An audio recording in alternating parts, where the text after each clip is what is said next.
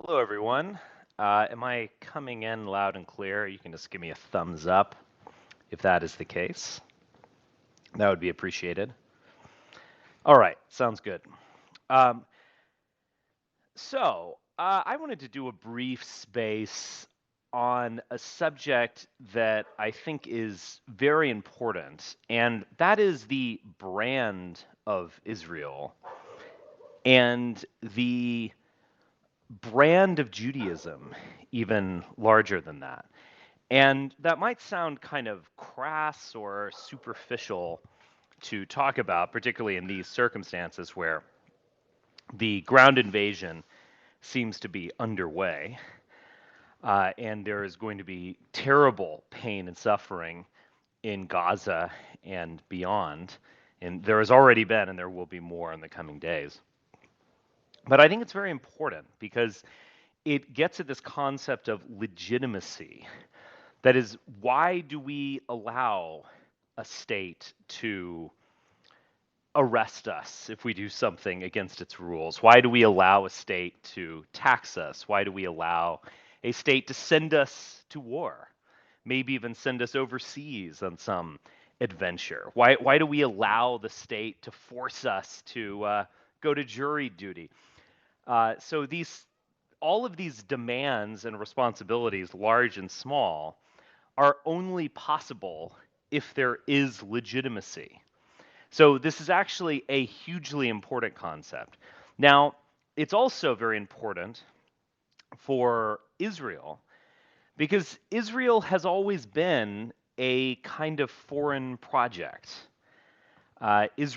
Zionism originates with some Jewish theorists, like Herzl being most prominent, most essential.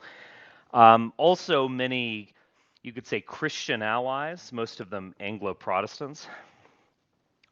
And it was a act of immigration with an I, and kind of immigration with an E into the land. And it was supported by, donors. It was supported, some of them are, extremely influential, like the Rothschild family. Supported by people writing op-eds. It was supported by average Jews, packing up and going to live at a kibbutz. I mean, it's a remarkable project, but it is a international one. And again, the foundation of the state of Israel operated initially through the British Empire and the Balfour Declaration and the Mandate. The state, as we know it, was created in 1948 at the behest of the UN. So it was kind of legitimized the United Nations. Now, Israel also fought wars, um, on their own behalf in the 1948 period, later on in the 50s, 60s, and 70s. So they have legitimized themselves in a way through the sword, and I wouldn't underestimate how important something like that is. Even though we might not like to talk about it, but they've legitimized themselves internally, but also they still remain a kind of international project. And something that's gone through the British Empire, the United Nations, and now is a project of Pax Americana, or the American Empire. And you might not like this, and I'm sure there's some genuine Jewish nationalists who don't like it and want Israel to be totally independent, want to refuse the money sent to them by the United States. That might very well be true, but that's not really the world we're living in. And it's hard to imagine Israel being a purely independent national project anytime soon. Now, no nation is fully independent, of course. No man's an island. Every nation is like existing in a geopolitical structure, of course. But with Israel, it's quite pronounced. So all of this is incumbent upon a certain type of international legitimacy. And I think that is collapsing. And I would even say something that I think is quite bold here. And I'm not saying this out of some kind of resentment. I'm not saying this out of wishful thinking. I'm simply calling it like I see it. I'm being morally neutral. I have my own opinions about, the promised land and the Holy Land and is the current state of Israel. I have my own opinions on it. I have my own opinions on the Gaza invasion, but I'm trying to be neutral here. I think that the brand of Israel is going to suffer an almost cataclysmic collapse. And I don't think it's too much to say that the Star of David flag is going to be looked upon as something like the swastika flag of National Socialist Germany within our lifetimes. Again, I know that's highly provocative, but I do see something like this coming. Now, there are a number of reasons for that. This current invasion of Gaza is going to be a big one. There are already reports of, again, fog of war, so let's use broad, round estimates. 5,000 to 7,000 deaths so far. There, 2 million or so Gazans. And there are going to be many, many more full deaths upcoming. Now, there isn't internet and electricity in Gaza at the moment, but this will be played out on social media. It will be televised on social media to a remarkable degree. And this is just a fact. So there have been a lot of changes. I think that the Jews gained a great deal of legitimacy for Israel when they claimed that it was, it was all part of this nation state formation that was occurring in the first half of the 20th century, particularly immediately after the First World War, Woodrow Wilson, League of Nations, Paris Peace Conference, all that stuff. There was a broad sense of legitimacy for the nation state. And it was an ethno-nationalist concept as well. It was a people with its own parliament and its own independence, and everyone deserves this. So immediately after the First World War, Poland was recreated. Places like Yugoslavia were invented in a way out of whole cloth. Many other exceptions to this. The German territory was broken up. And there was just this legitimacy for a people with its state. And I think in many ways we've moved beyond that to a very large degree. When people think about national independence, they think more in terms of, say, liberalism and diversity, etc. And this notion of a Jewish state, I think, inherently loses legitimacy. But there's also the issue of, what's good for the goose is good for the gander. Why is there not a Palestinian state? Now, there is no doubt that Palestinians have made many bad choices. They're flawed. I would agree with a lot of the criticisms, but the question just simply remains. There have been national leaders of various countries, including U.S. presidents, who support two-state solutions. George W. Bush supported it. Obama supported it. Clinton supported it. In fact, there was all of this movement towards a two-state solution in the 90s under Clinton that, and looking back at the optimism of that period, it's kind of surprising that it never happened. Now, Palestinians were living there. Palestinians, particularly in the 1948 period, were displaced. Palestinians are currently being displaced in the West Bank due to settlements. It's just a fact. And again, what's good for the goose must be good for the gander. Why do they not also have their little plot of land, their little place in the sun? And when this drags on indefinitely, at some point people lose patience with this constant, declaration of like, oh, well, we tried Land for Peace and they just won't give up terrorism and blah, blah, blah. They just lose patience with that. And Israel itself, you start to believe that they're not a good faith actor and they're not playing fair. So there's also just the diversity of, through immigration, through other things, there's just the diversity of people in Western countries. And these people are not down home, Southern fried Zionist Christians who think that, for the Messiah to return, the Jews have to be in control of Israel. They just aren't like that. Even white people, if they go to college, etc., we're getting further and further away where the Holocaust becomes this touchstone and, overwhelmingly powerful argument for basically anything. And we've entered a new place where the educated classes, World War I, World War II, we're just so distanced from these wars that the argument loses its pop.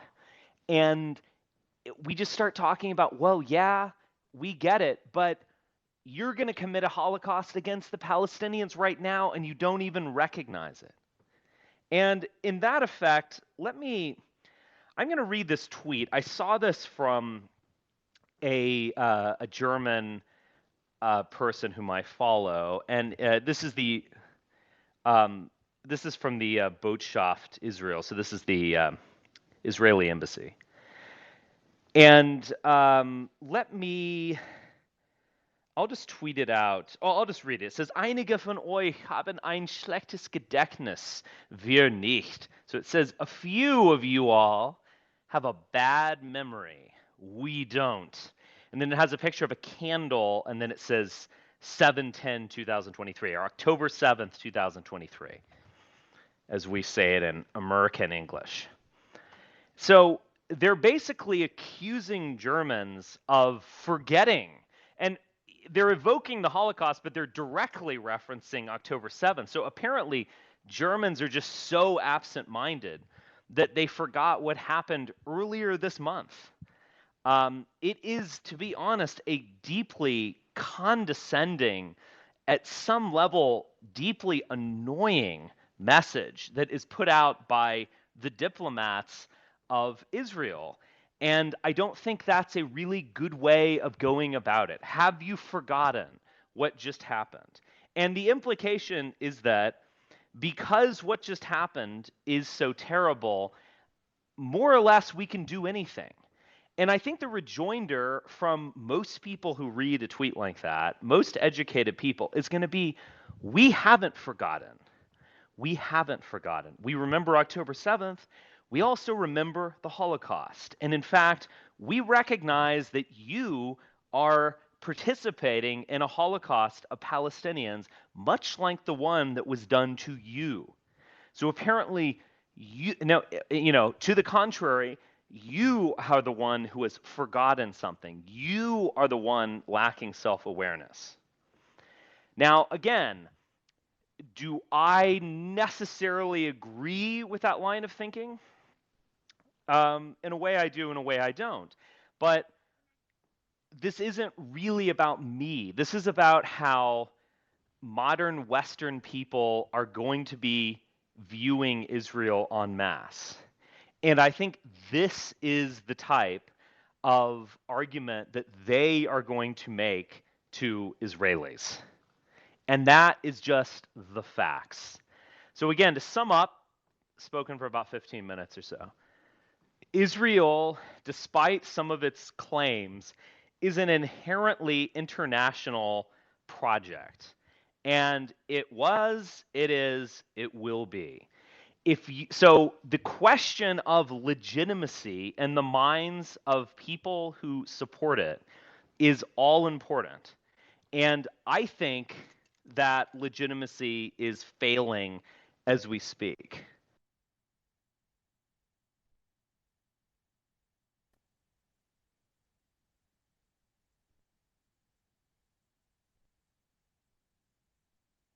Oh, sorry.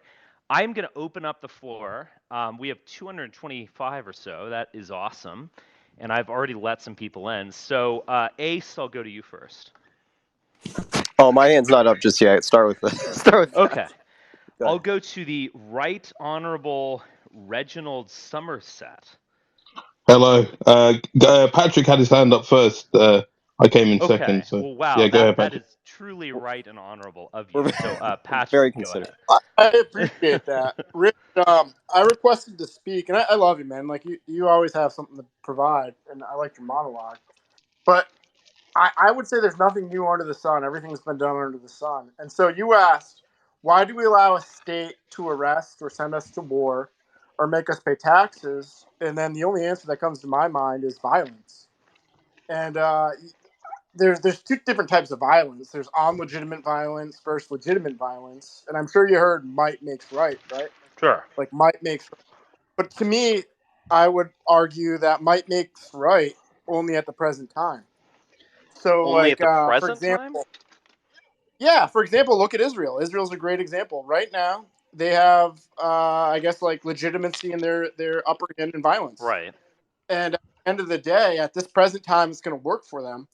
But over time, like, do you think it's still going to be able to stand the way it stands today as a cold ethno Oh, state? I see No. what you're saying. Okay. I thought you were making the argument that, like, now might makes right, and previously we were all good No, no, no, people. I no. agree with. Might Yeah. always makes right at the Well, present. okay, But I agree with you. every action has a reaction, right? Yeah, I agree with you to some extent, but I ultimately don't think that, like, politics is shot out from the barrel of a gun, or legitimacy comes from the barrel of a gun, or anything like that. The barrel of the gun is important, and I don't want to diminish that. But I think there's a symbolic religious quality to political legitimacy. So it's not like we're all in a prison, and when you buy something, it's like, oh, I have to pay 7% sales tax, and someone comes up to you and points a gun at your head, or like threatens your family and says, yeah, pay up. No. Now, we pay taxes due to, like, inertia. I would also agree, but also, like, we believe in this project religiously, like, from a political theology way. You believe in America, and you might not like a lot of things, but you ultimately believe that you're part of a larger community, and this community has a mission.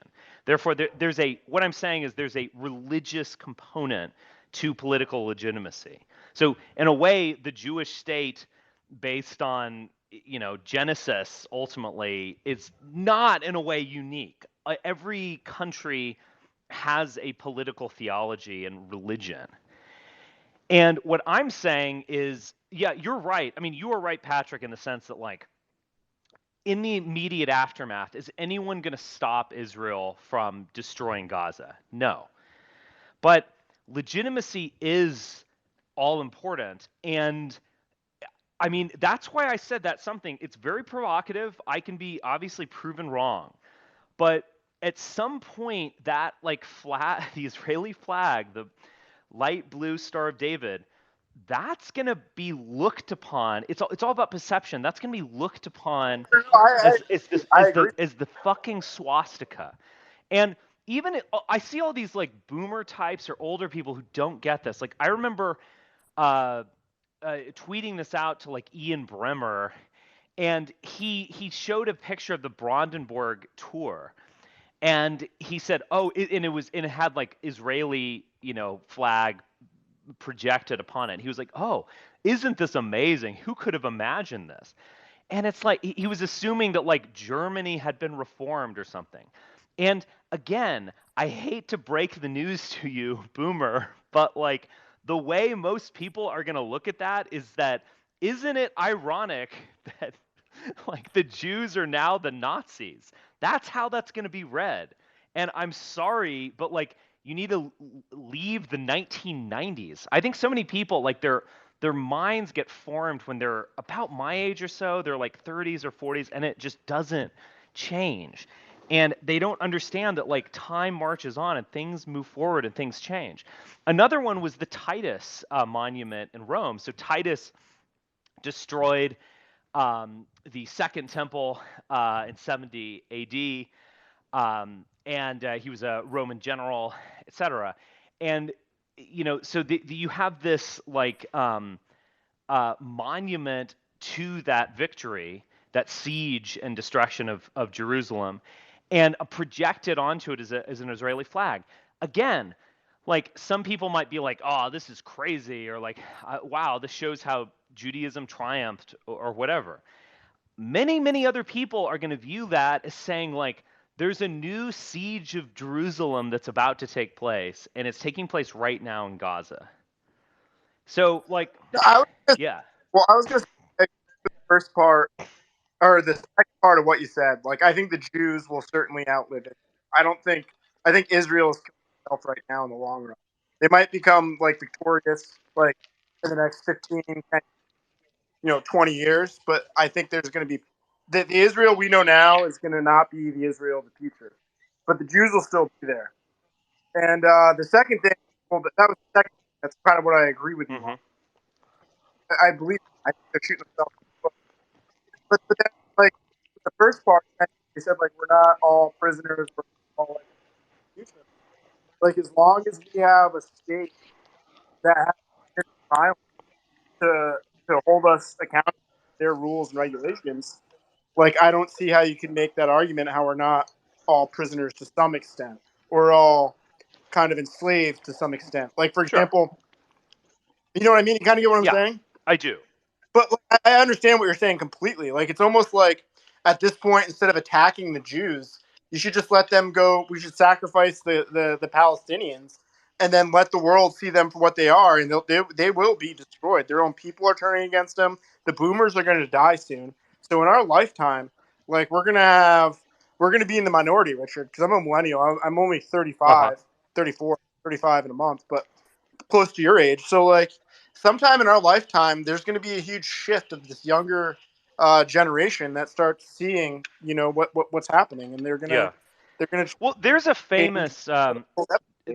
famous article that was published by the Center for Immigration Studies. I believe that's what it's called. I'm forgetting his name at the moment. Who wrote it? It was a pretty typical American Jewish name. And it's basically about like rethinking immigration from a Jewish perspective. And it's very long, and he lambasts the United States for not allowing in the Jews during the Holocaust, and he kind of like talks about how nativism is can be bad or is mostly bad, etc. But then he basically says like, we're in a different age now and we must restrict immigration. And the reason for this is that it's white Christians who are our friends. I mean, this is kind of like the assumption of Ben Shapiro or Dennis Prager, who are very pro-Christian, because they're like, look, these white Christians, they, the mega churches and Bible thumpers and all that kind of stuff, they love Israel. They think Israel's going to bring on the Messiah or whatever. Who cares what their motives are? Let's look at their actions. They are the ones sustaining us. And what this author was saying is that, Hispanics, yes, they're Christian, but they don't have the same history. They don't have the same traditions. They don't have the same stake in the Middle East that Americans do. And so they're going to abandon us. And I guess what I see happening is that, like, I think that is largely, or that's broadly true for Hispanics. It's obviously true for these, high IQ Arab or Persian grad students who are like, tearing down posters at Harvard, whatever. it's also very largely true for educated whites. And so, like, there's a bit of a devil's bargain with the Netanyahu strategy of like reaching out to like Hagee and Glenn Beck and all these people. Like, yeah, they will support you till the end of time, and yeah, they'll give you money and they'll do all this stuff. But like, you want educated people. That is not the conservative base.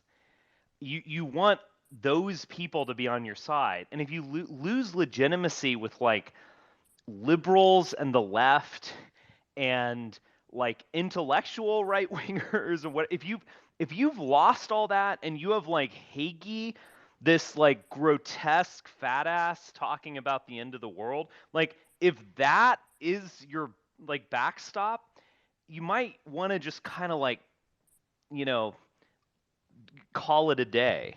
I mean, you're Can not I gonna ask you a win. question Yeah, go ahead. more, and then this will be my last Yeah. one? And you just interject anytime, because like the way I kind of agree with what you're saying. Like, so like for example, I really think the Jews will outlive Israel because like I think there's like two types, and then this is from my perspective. It's probably I agree flawed, with that. but you have like these Zionist right wing, like evangelical Christians, these hardcore right wing Jews who want to protect Israel on one hand, and then on the other side of the coin, you have like these world Jewry liberal types. And it's almost like to me, like, do you think there'll ever be a point? Because I think there's going to be a point in our lifetime where Israel is going to be populated by a majority of non-Jewish people at the rate they're going, at the current rate with all their problems. But then at the same time, do you think that's true? I mean, I think it's true of American Christians and American whites, American Catholics, things like that. But do you think there'll ever be a time where like the Jews themselves are no longer like have an identity because the left almost diversity like because like you have these open border type Jews who are like always like let's spread diversity, like in my opinion like the Soros is like the people who open up our borders, the people who dilute us, and then you have like these hardcore right wing like Jews and Zionist Christians that are kind of like we have to defend Israel and only have a Jewish state and Right. keep them pure. So like how does that play out in the long term? Like what do you think happens? Well, those are kind of two sides of the same coin in many ways.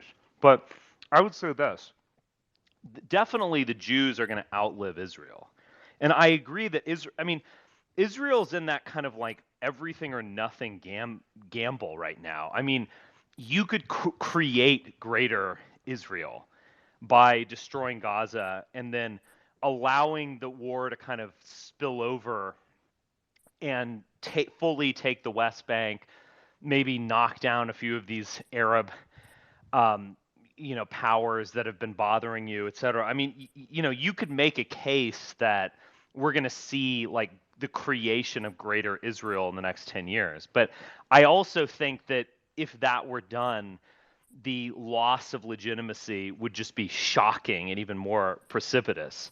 You could also make the case that they're going to be just, basically demographically displaced or outbred, or that people will turn their back on them in the Western countries. All of these are plausible arguments, and maybe it's going to be a combination of these things that happens. But remember, I mean, Jews, between 70 AD and 1948, I mean, that's a long period when Jews, maintain themselves quite successfully in the Ottoman Empire, in Europe. Some remained actually in um, this area, the Mizrahim, so on. So I think they can maintain it, but I would say this, like, you know, that brand of Israel starts to collapse. At some point, the brand of Judaism starts to collapse. And I think that much like the brand of Christianity is suffering. It may not precipitously, but it's certainly slowly having big problems in terms of measurables like attendance and so on. Um, so, I mean, you have to remember, Jews can. I think maybe calling them Jews is kind of the wrong thing. Um, I don't think Jews are a race. And I think that's actually a really wrong way of understanding them. I think they are a people of the book. I think their technology that works best for them is definitely the Torah. It's been wildly successful in maintaining them. And I don't think really, I mean, if you want to say their ethnicity or whatever, okay, that's fine. But like, there's been so much intermarriage. I mean, the Ashkenazi intermarriage with Europeans, like this idea that they're this like separate, entity like Africans or Asians, or I just don't think that holds water. I think they're Jews of Europe. I mean, they're European basically. But what's different about them? It's that focus and maintaining of that sacred technology, which is the Torah. But you can speculate that there were kind of like, if you think of this group of people, a kind of like priestly caste, a people with a certain mind, that they've taken part in other cults previous to Judaism.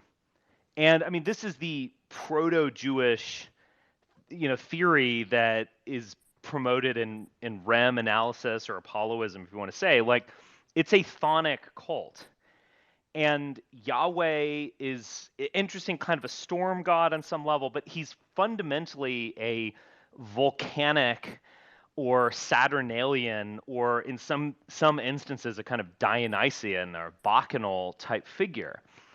And so it's reasonable to speculate whether there's a kind of like cultural tradition of Jews that's passed down through the ages through these chthonic cults, and it will be passed down further on. Like, if let's say the Messiah, let's say they build the third temple and the Messiah doesn't come, or you create Greater Israel and then it all collapses because people are so ashamed of being Zionists. I mean, lots of plausible scenarios, or it just maintains itself as it is right now. Lots of plausible scenarios, but you could imagine this kind of like turn of mind and way of thinking, this tradition, this chthonic tradition, reinventing himself in some new form in some new land. And I think that's why we really have to, like, we have to recognize tendency. I mean, a lot of people don't like Brahman and I because we calling everything Dionysian or, Saturnalian or whatever. But what you have to do is you have to kind of recognize those consistent elements within any sort of belief structure, whether it's like postmodern philosophy, Judaism, some weird cults or whatever. You need to kind of recognize the structure of the ways that they think. And so I don't think Jews will ever go away. But it's like that turn of mind that is promoted by a priestly class. I think that is something that will maintain itself well into the future. But under a new form, like under a new shield. It's not. I don't think anyone's going to call themselves a Zionist after this. To be honest, I think the brand disintegration is going to be just cataclysmic after this victory. It's going to be the essence of a Pyrrhic victory. No, that's interesting. I'll let you go to Ace and or RT Honorable or whatever. Okay. I don't want to keep talking, but it is interesting how China's kind of like withheld their identity, and at the same time we're like just collapsing here in the West to some extent. Yeah. Like I think America's like in the verge of falling, and then next will be Israel. Personally, Yeah. I could be wrong. No, that's a viable speculation. Is China a place where Jews would go? Is that, I mean, they have to some extent, but is that kind of next? The West falls, we'll move on. I can't see that. Can you? I Can you see I that don't happening? see it because I think it would be much more difficult, and they don't have it would take a lot of time. Like, they would need to develop something like Christianity for a few hundred years. I think it's more. I mean, they have Islam. I mean, I think reintegrating with Islam, which shares a lot of commonality with Judaism, I think that might be kind of like a better strategy. Do you think Islam shares more in commonality? At least in my lifetime, it seems like Christianity shares more in common with Islam than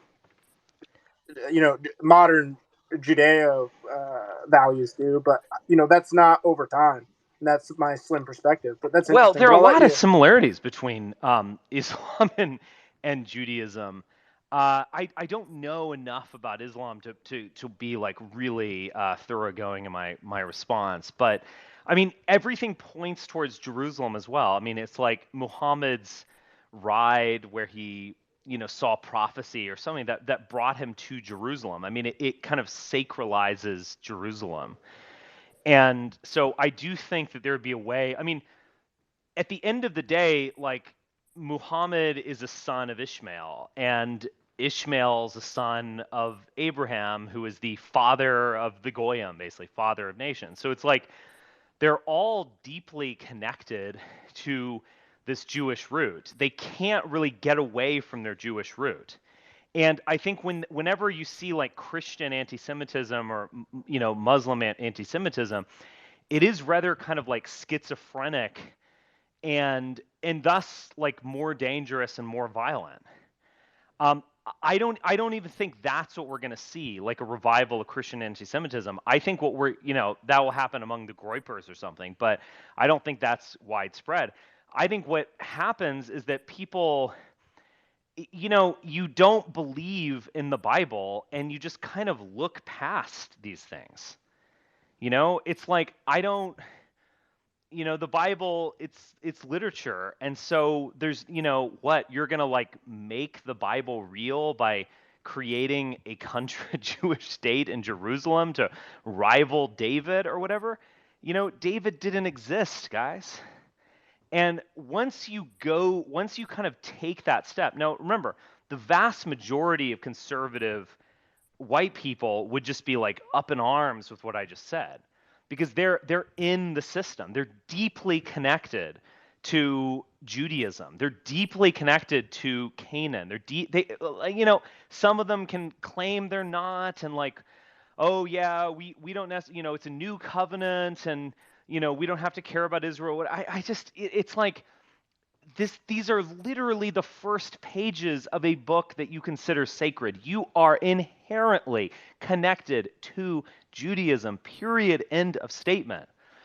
The fact is, contemporary like atheist, feminist, and postmodernist or whatever, they're not. And so they just see the travails that we're witnessing right now, they just see that as it's a people struggling for independence, and then there's a rich people that's keeping them down. That's all they see. They don't see the promised land. They don't, et cetera, et cetera.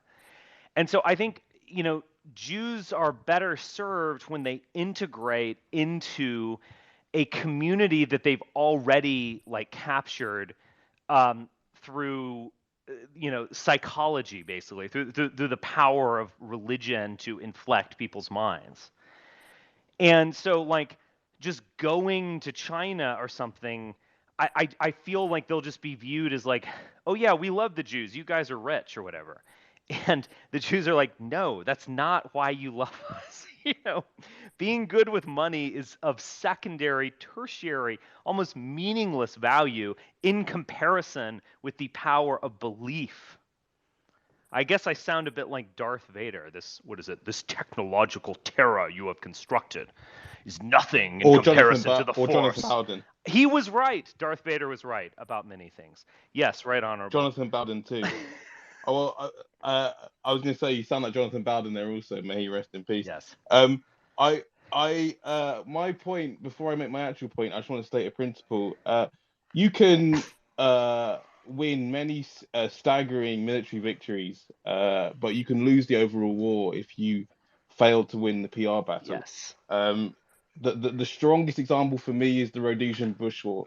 Some of the most amazing military victories that have ever been written down, and still they lost. The Rhodesians lost because their enemy basically portrayed themselves the right way and effectively on the world stage. I've been surprised at Israel's attempts to massage its image. It's been doing things that I thought Israel were above previous to this.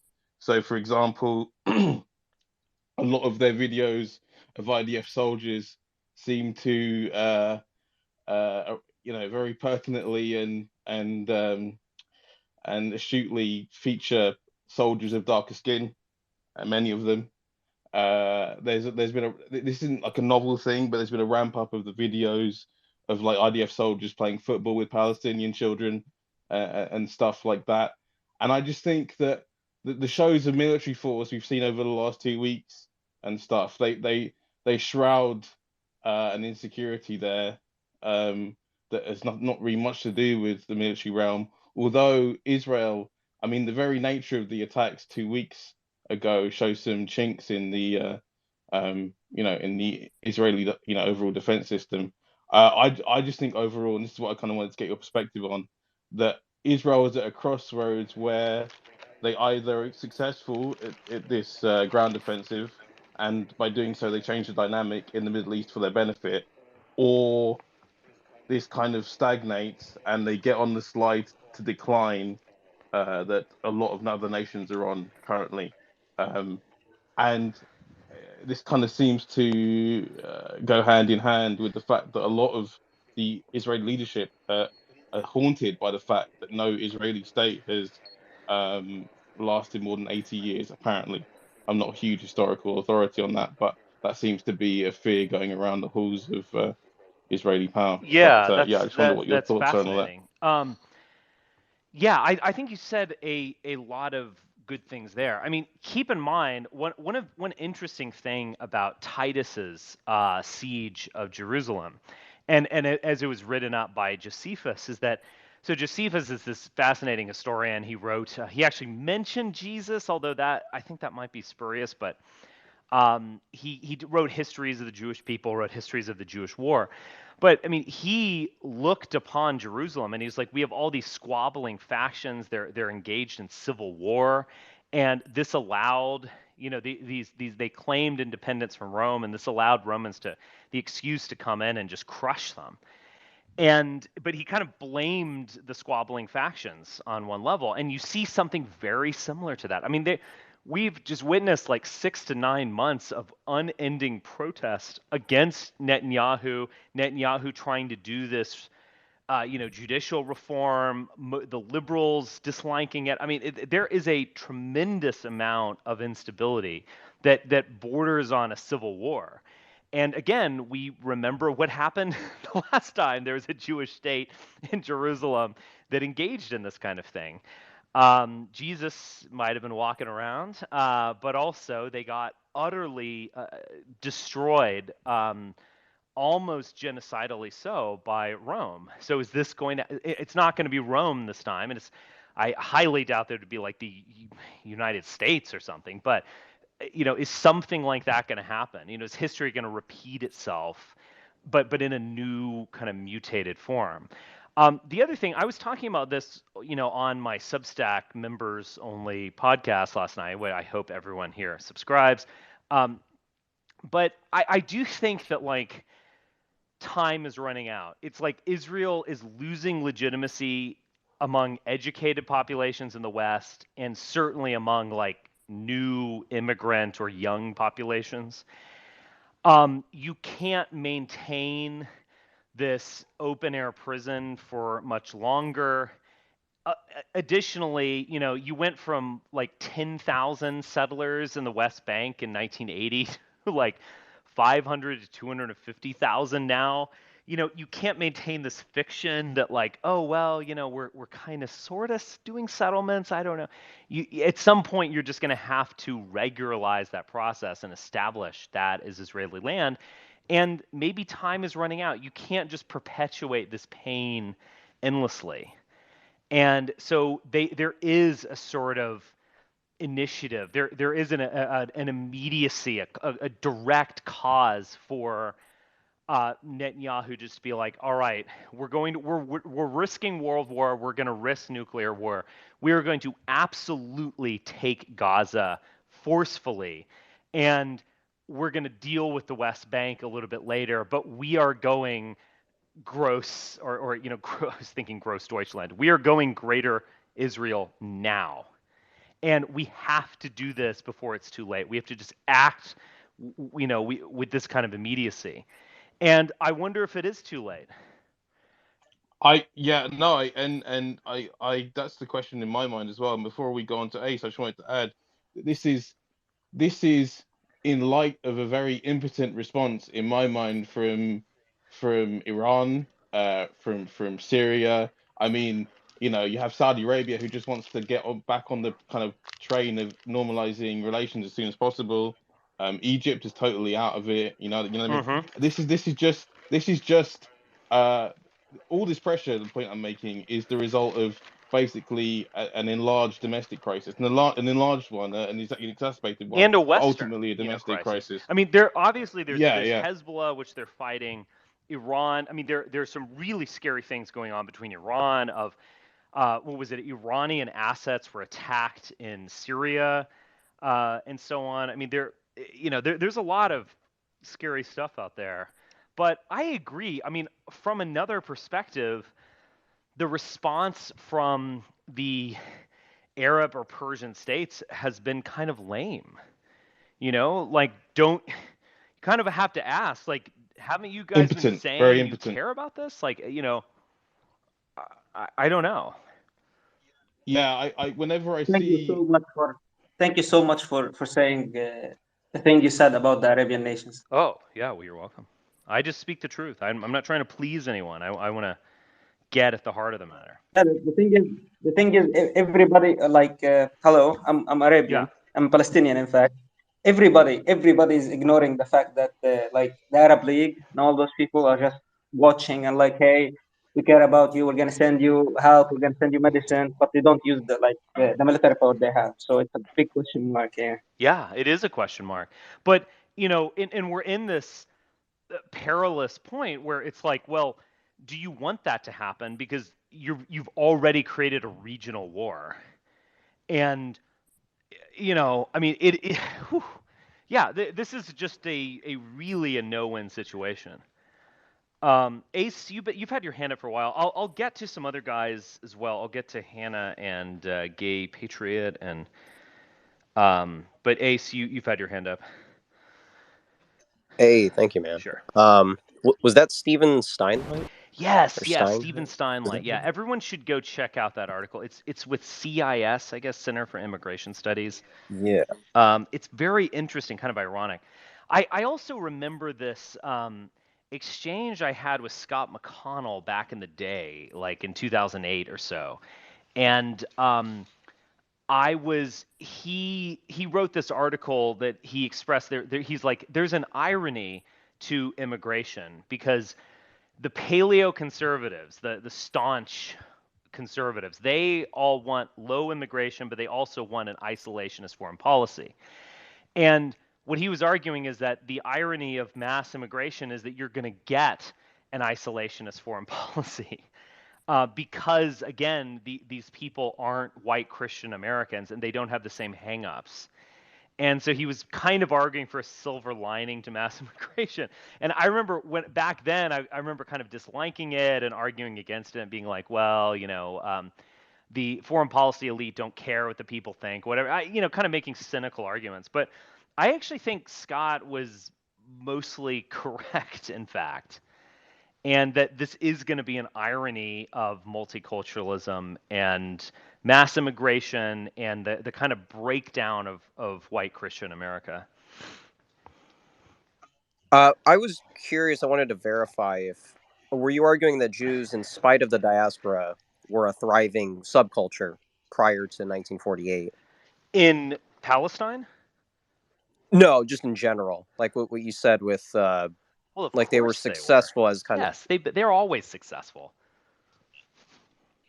Because I know some would argue the diaspora is like what do you call it, an albatross around their neck, or they couldn't find themselves because there was an identity crisis prior to. Well, they weren't there. The diaspora is the one who's created Zionism. The Mizrahim, it's not like the Mizrahim created an Israeli state.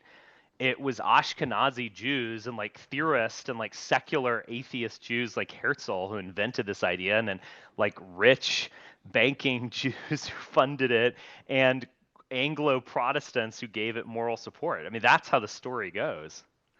Right. Yeah. Yeah. But you would minimize the ethnic component. to that movement, the early Zionist Well, movement? okay, I want to be reasonable here. I'm kind of a race denier, so to speak, when it comes to Jews. I know that I kind of said that in a funny way.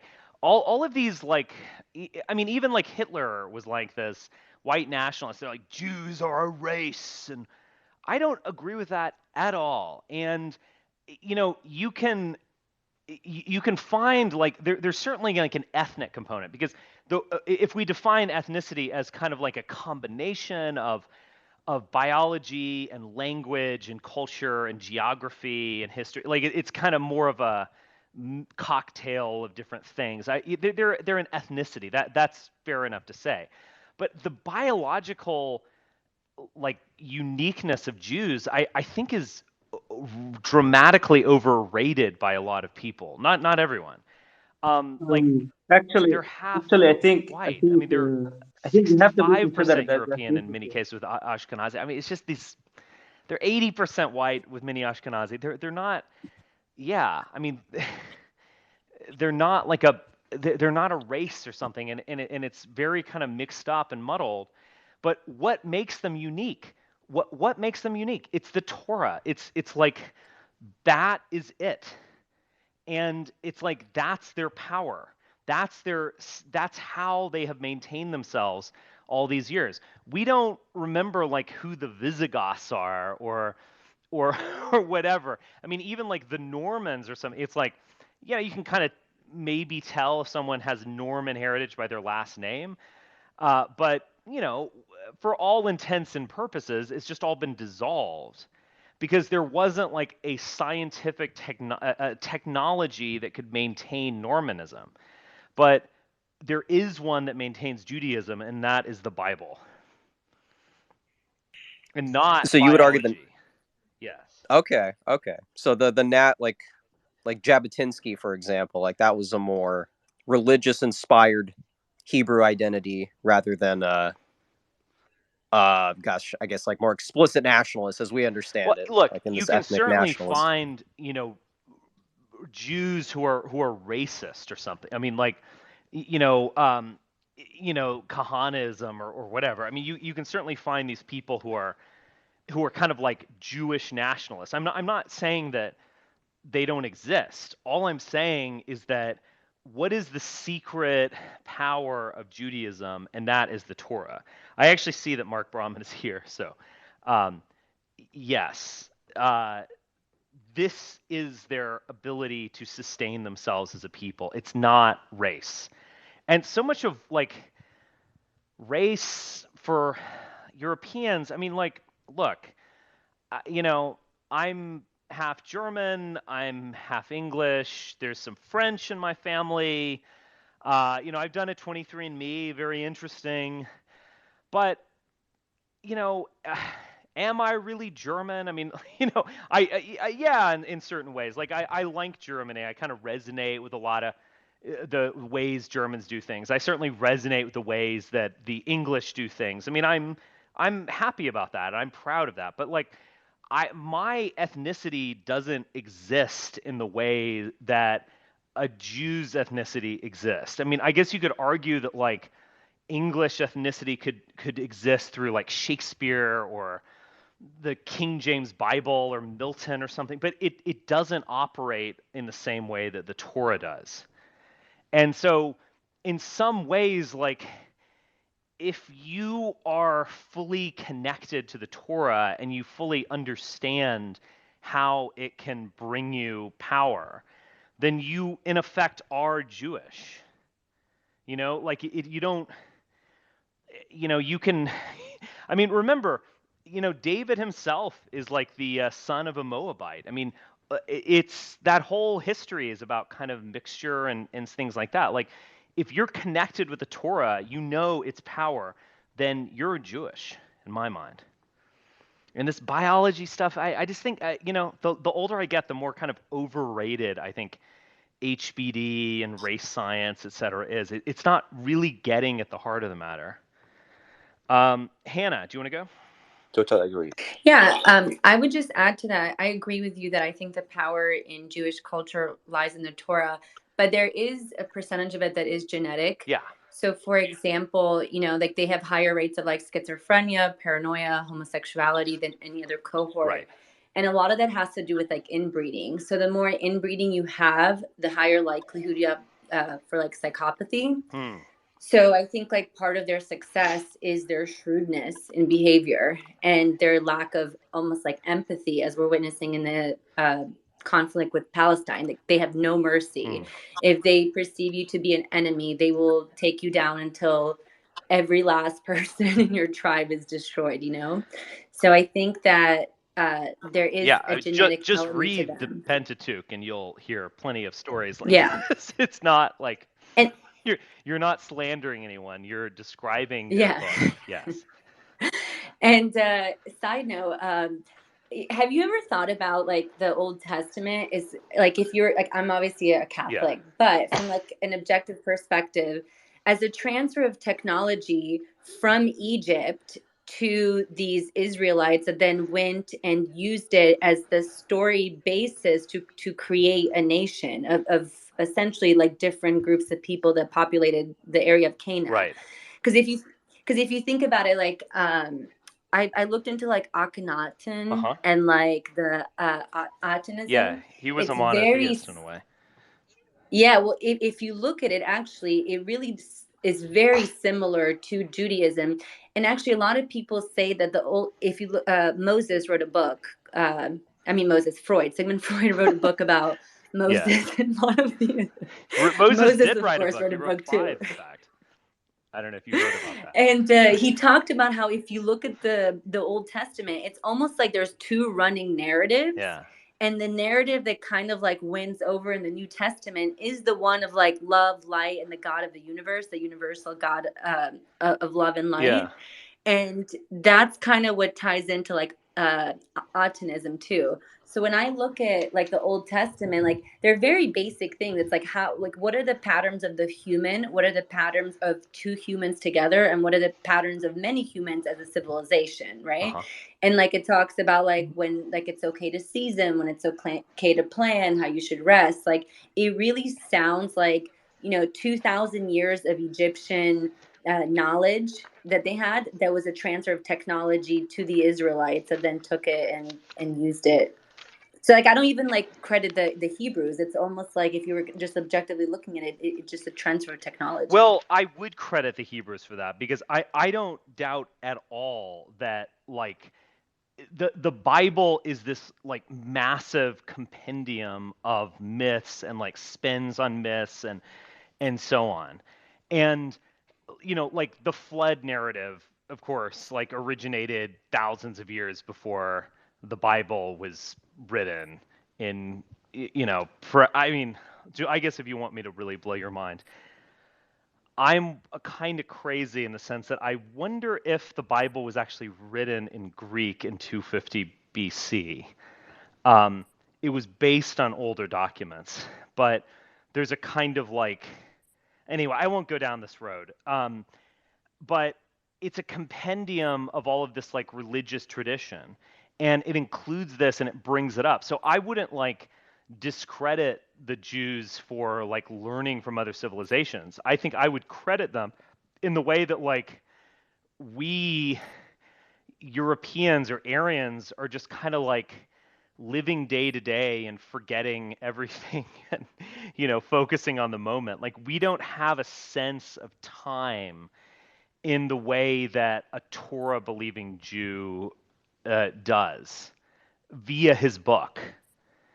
So it's kind of like if you think about it this way, like you can't remember everything and you can't even remember your own logic or your own argument. And so you create a book, and a book is like a brain.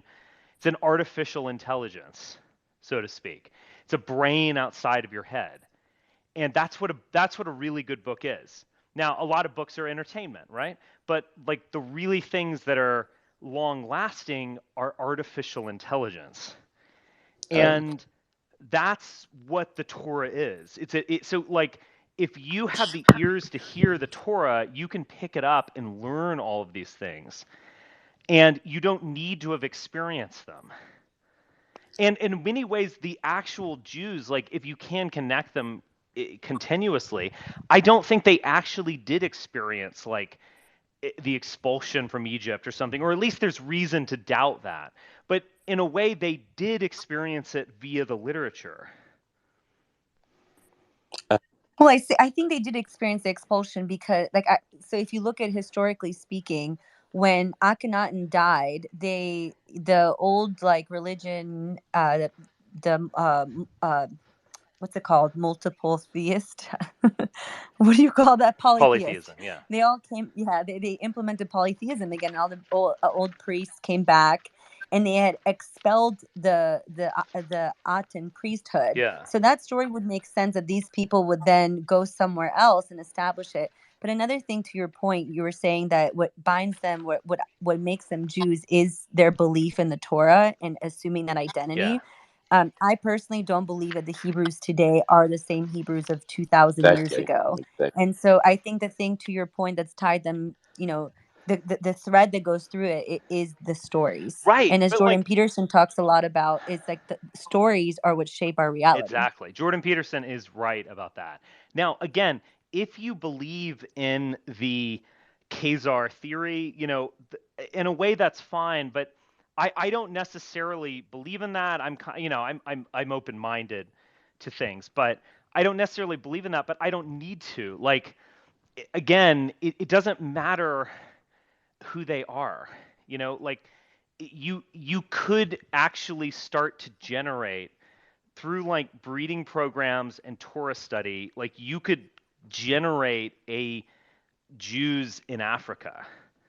Like that, like you have to kind of think of it in this way. Like I'm not saying that Jews aren't an ethnicity, and look, we all have Jewish stereotypes, right?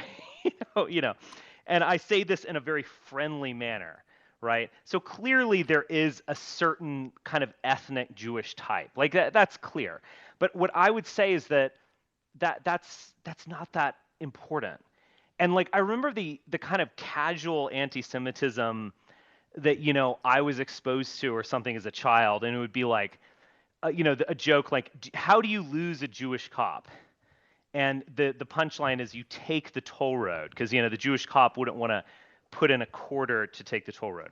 Now that's all funny, right? I mean, I think telling ethnic jokes is good for our health. Actually, Um, you let off some steam, but it's a total misunderstanding. It demonstrates how dumb like white people are, that this is how we think of Jews. Like, oh, they're really cheap or something. That is the most shallow conceivable understanding of Judaism imaginable. And if you think that's the essence of Judaism, like you're going to be fooled consistently. excuse me. So, yeah, go ahead. Well, as a Palestinian who lives in Palestine, I'm based Yeah. in West Bank. I've been born and raised in Palestine. Yeah. For Where are you me, right now? and Ramallah. Oh, really? Okay. So, okay. Tell us a little bit about your story. Yes. Yeah. I'll stop, philosophizing. Yes. This is Exactly. great that Exactly. you're here. Please tell us. Basically, for us as a Muslim or Christians, Palestinians, we believe in Judaism is a religion, and we believe in the prophets who've been sent to Jewish people all along the time. But we are in a place that we are facing people who claim that they're Jewish, but they are not as much as they are Zionists. Right. That's Okay. that's a big difference. Imagine, like, for me who lived abroad for a while and came back to Palestine, I met a lot of Jewish, and when we talk about it, and we usually we don't call it conflict as Palestinians because it's an occupation. Conflict usually as part of um, uh, um, a problem between two countries, but not people who was living in Palestine and then being occupied. So it's not a conflict. So Jewish people, as a Torah followers, don't believe exactly what the Zionism do in Palestine is right, because they think they are doomed to be collected in the land of Palestine. That's what Right. Torah told them. But what the facts told us But through the time well, living the in Palestine. Talmud maybe not, but The Yeah. Genesis tells them that. Yes, exactly. But Okay. what we are facing since like I've been born until I am now about 45, I realized one thing. There is a lot to digest as Palestinian, and ask myself what we are facing on everyday basis. It's not about the Zionism itself. It's about the fact the occupation itself is not just about the land. It's about existence. So for us, on an everyday basis, we have to face a fact that we have to be patient. We have to tolerate as much as we can because we have no power in any way or in any means to stand up against such a brutal psychology, brutal mindset that the Zionists have been built in. For them, they look at us as animals. They don't Hmm. even when they talk like if they stop me in a checkpoint, they just look at me in a way like you know what I mean. When you look to somebody and you feel like disgusted, even like normal day, there is no any clashes around, and they would just ask you where are you going. Even like your destination is very clear because the directions of the West Bank roads are very clear because usually there is only one road leading to all the cities, leading all the towns, or leading wherever. And for sure, you have to distinguish your road because you don't want to go to a road by mistake, targeting yourself by mistake in front of a settlement door because your life will be threatened because you're not welcomed. That, which means that if you just show up in their security door, that you might be like an action to do something wrong, so they would just shoot you, even like a normal day. Wow. So for us as Palestinians in our life, like we don't feel that they are Jewish. Like exactly, there is a group in Jerusalem who are Jewish and against the Israel government and against the Right. Zionist movement, and maybe like a lot of people who maybe look at their documentaries. They made a lot of documentaries about them. But for us, about what's happening now in Gaza, because people forgot about the occupation 1948, forgot about the illegal immigration that happened in 1928, 1936, about Balfour Declaration that he just promised land did not belong to the UK, to a people who have no land and to occupy a land for people who already lives in that land. Right. And that's the struggle. We try to imagine that our life, it goes on, and we try to build our dreams that the day will come and we will have our freedom. But the problem is, as Palestinians, we know very well we are standing against a brutal occupation who will not tolerate to tell them no. Imagine that if a checkpoint stop you and ask you for your phone, you cannot say no. If you say Oh no, yeah, I will I not can't give you. imagine. Yeah, if you give them now, I will not give you my mobile, and it's now happening. And all checkpoints around the West Bank because they want to see your Telegram if you are following any news, especially if there's any Telegram accounts that shows any supporting news about the resistance. Wow. Yeah, and I've seen by my eyes a guy who was pulled over and took him out of the car and start beating him because of the mobile. Well, I am a lecturer at the University of Najah University, which is located in Nablus, and I live in Ramallah. Uh huh. And since August 7, we did not go to the university. We do Zoom lectures for the Yeah. students because we're here for our students' life. And that's imagine that how it feels that you are not just occupied by land, but any choice you think of that in any country that people lives in normal life that we don't have the choice of. Right. No, I totally understand that Yeah, 100%. yeah, The that's the only why. thing I would push Mm, back on is, mm. whether they're not real Jews, because I mean, what is the status of the Torah for you as an educated Muslim? How do you read it? How do you think? What do you think about it? We believe in all the prophets that they are prophets of God. You know what I mean? Right. So we believe that all the religions sent by God to tell people how to be a good human. Right. We think that all these religions comes to tell us just don't be stupid. That's what it Can means. I interrupt for, about the Muslim narrative of all of this? Yeah, you can. Well, let me just before you jump in, let me just add my thoughts on this. I mean, the Yeah, sure. Torah in the kind of like in the period of like covered in the Judges and it's so on, and then like from settlement with Joshua, up to David. I mean, the lessons that I might learn are first and foremost always follow Yahweh. If you Hmm. fall away from him, he's going to punish you. If you're not certain about following the one God, then you'll be punished, and he'll bring you Yes. low, but then he'll bring you up. He'll find some, Jephthah out in the countryside, and he'll lead some maniacal campaign to bring glory. but Exactly. but so I learned that lesson. But I also learn, a bit of a lesson of like burn false idols, destroy your enemies. Hmm. Hmm. I Hmm. mean, this is kind of my question of You know like, what's written in Torah?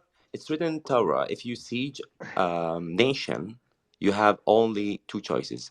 Either you win the siege and enter their lands and kill everyone, including men, women, older people, and kids. If they surrender, you kill all men and you keep the women and kids as slaves. That's right, what the Torah tells them.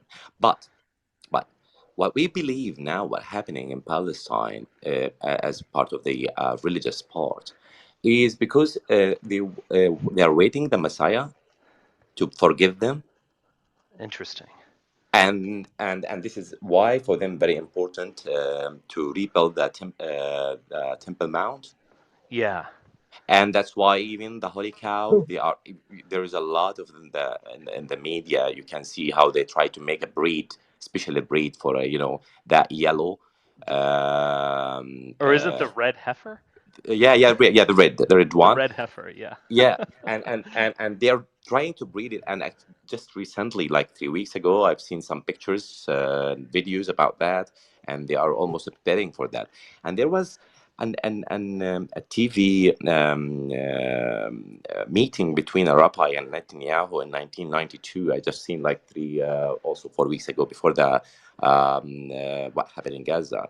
That the rabbi whispered to Netanyahu and told him, what are you doing to accelerate the promise that we are waiting for? Right. And he said, we Yeah, are yeah. doing our Basically, best. yeah. It's the Muslim narrative actually covers all of this. Yeah, Um, exactly.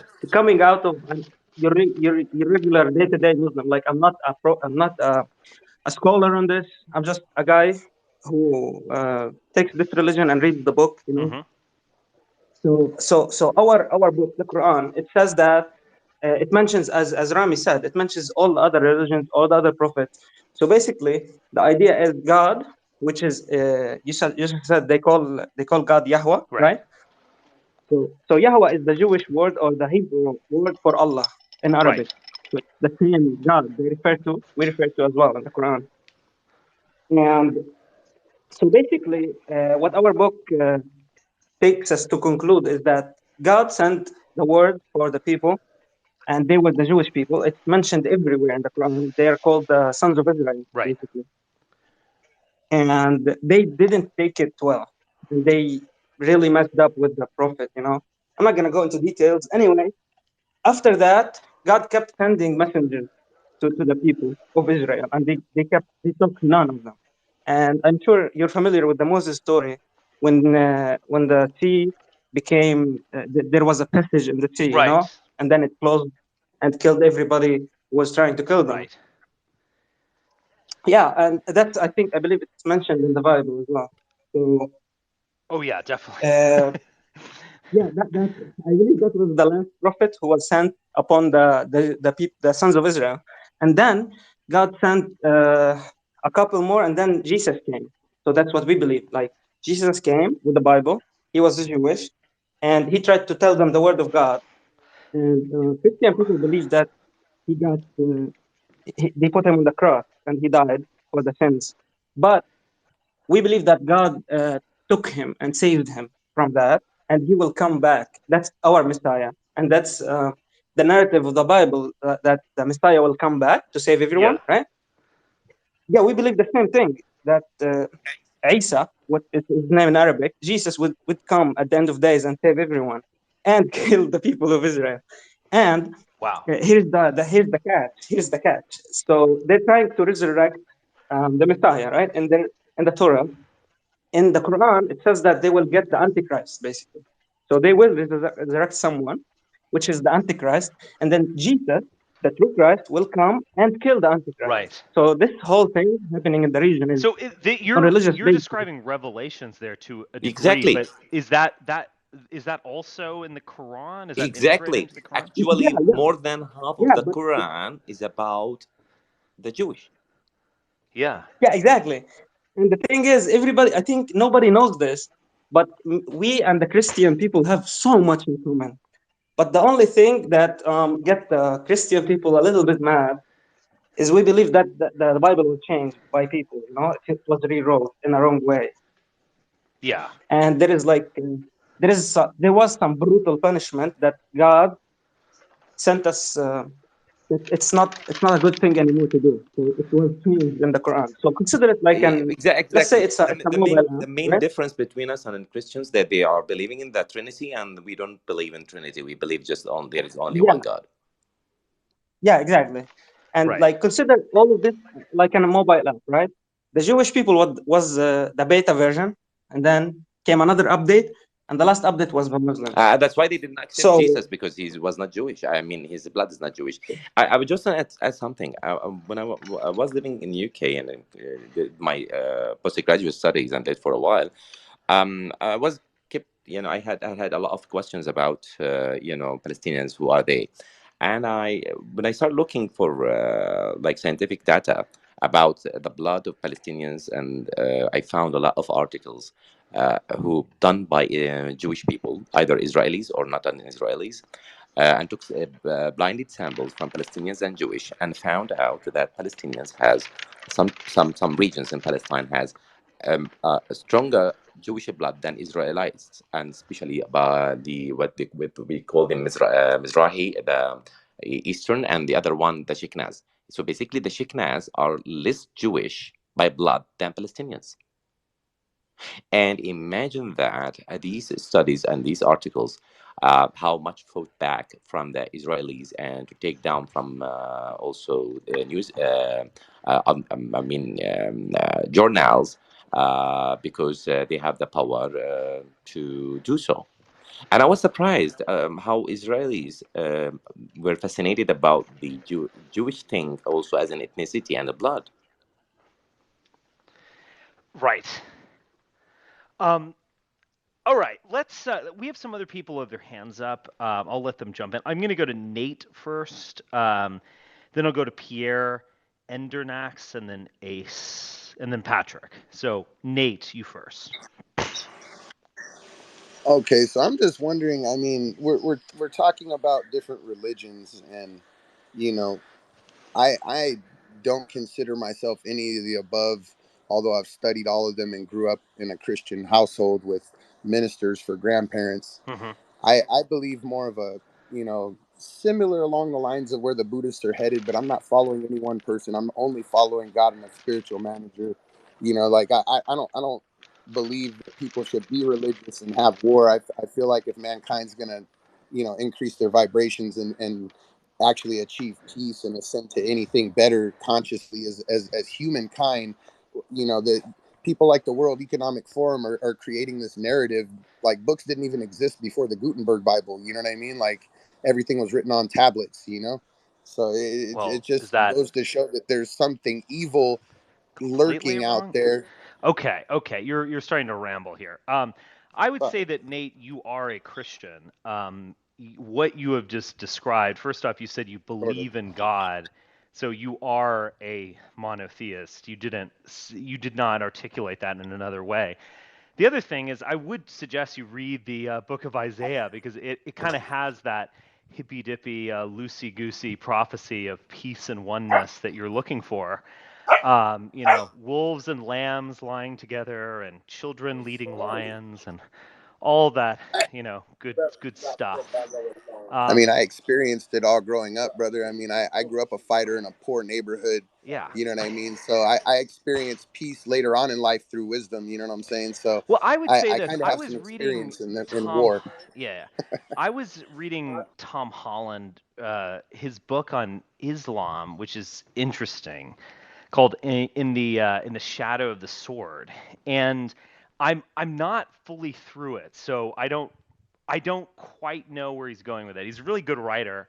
He has a good book called Dominion on Christianity, and he's kind of episodic writer. He'll like focus in on one fascinating thing and then jump to another fascinating thing. But really good. But I mean, what he was talking about is that like what he calls the duckbill platypus period, before we had the Middle Ages proper, and in Europe, and so there was a kind of defined period of Christendom, and he's looking at this like late antiquity basically, and what he was suggesting in kind of like the first 100 pages is that there was this like source code for monotheism in many ways, that Muhammad had not even been born, or the all of his sayings and travels, etc., hadn't been dictated yet. But there was actually a kind of general push towards monotheism in a kind of primitive form, in the ways that these things hadn't been like fully worked out yet. And I guess what I would suggest is that I think, you know, I'm throwing this out there. This is like highly speculative. I think that we're almost going to get back to a point like that, and where people are less literate, they're more visual, they think in terms of like social media and television, etc.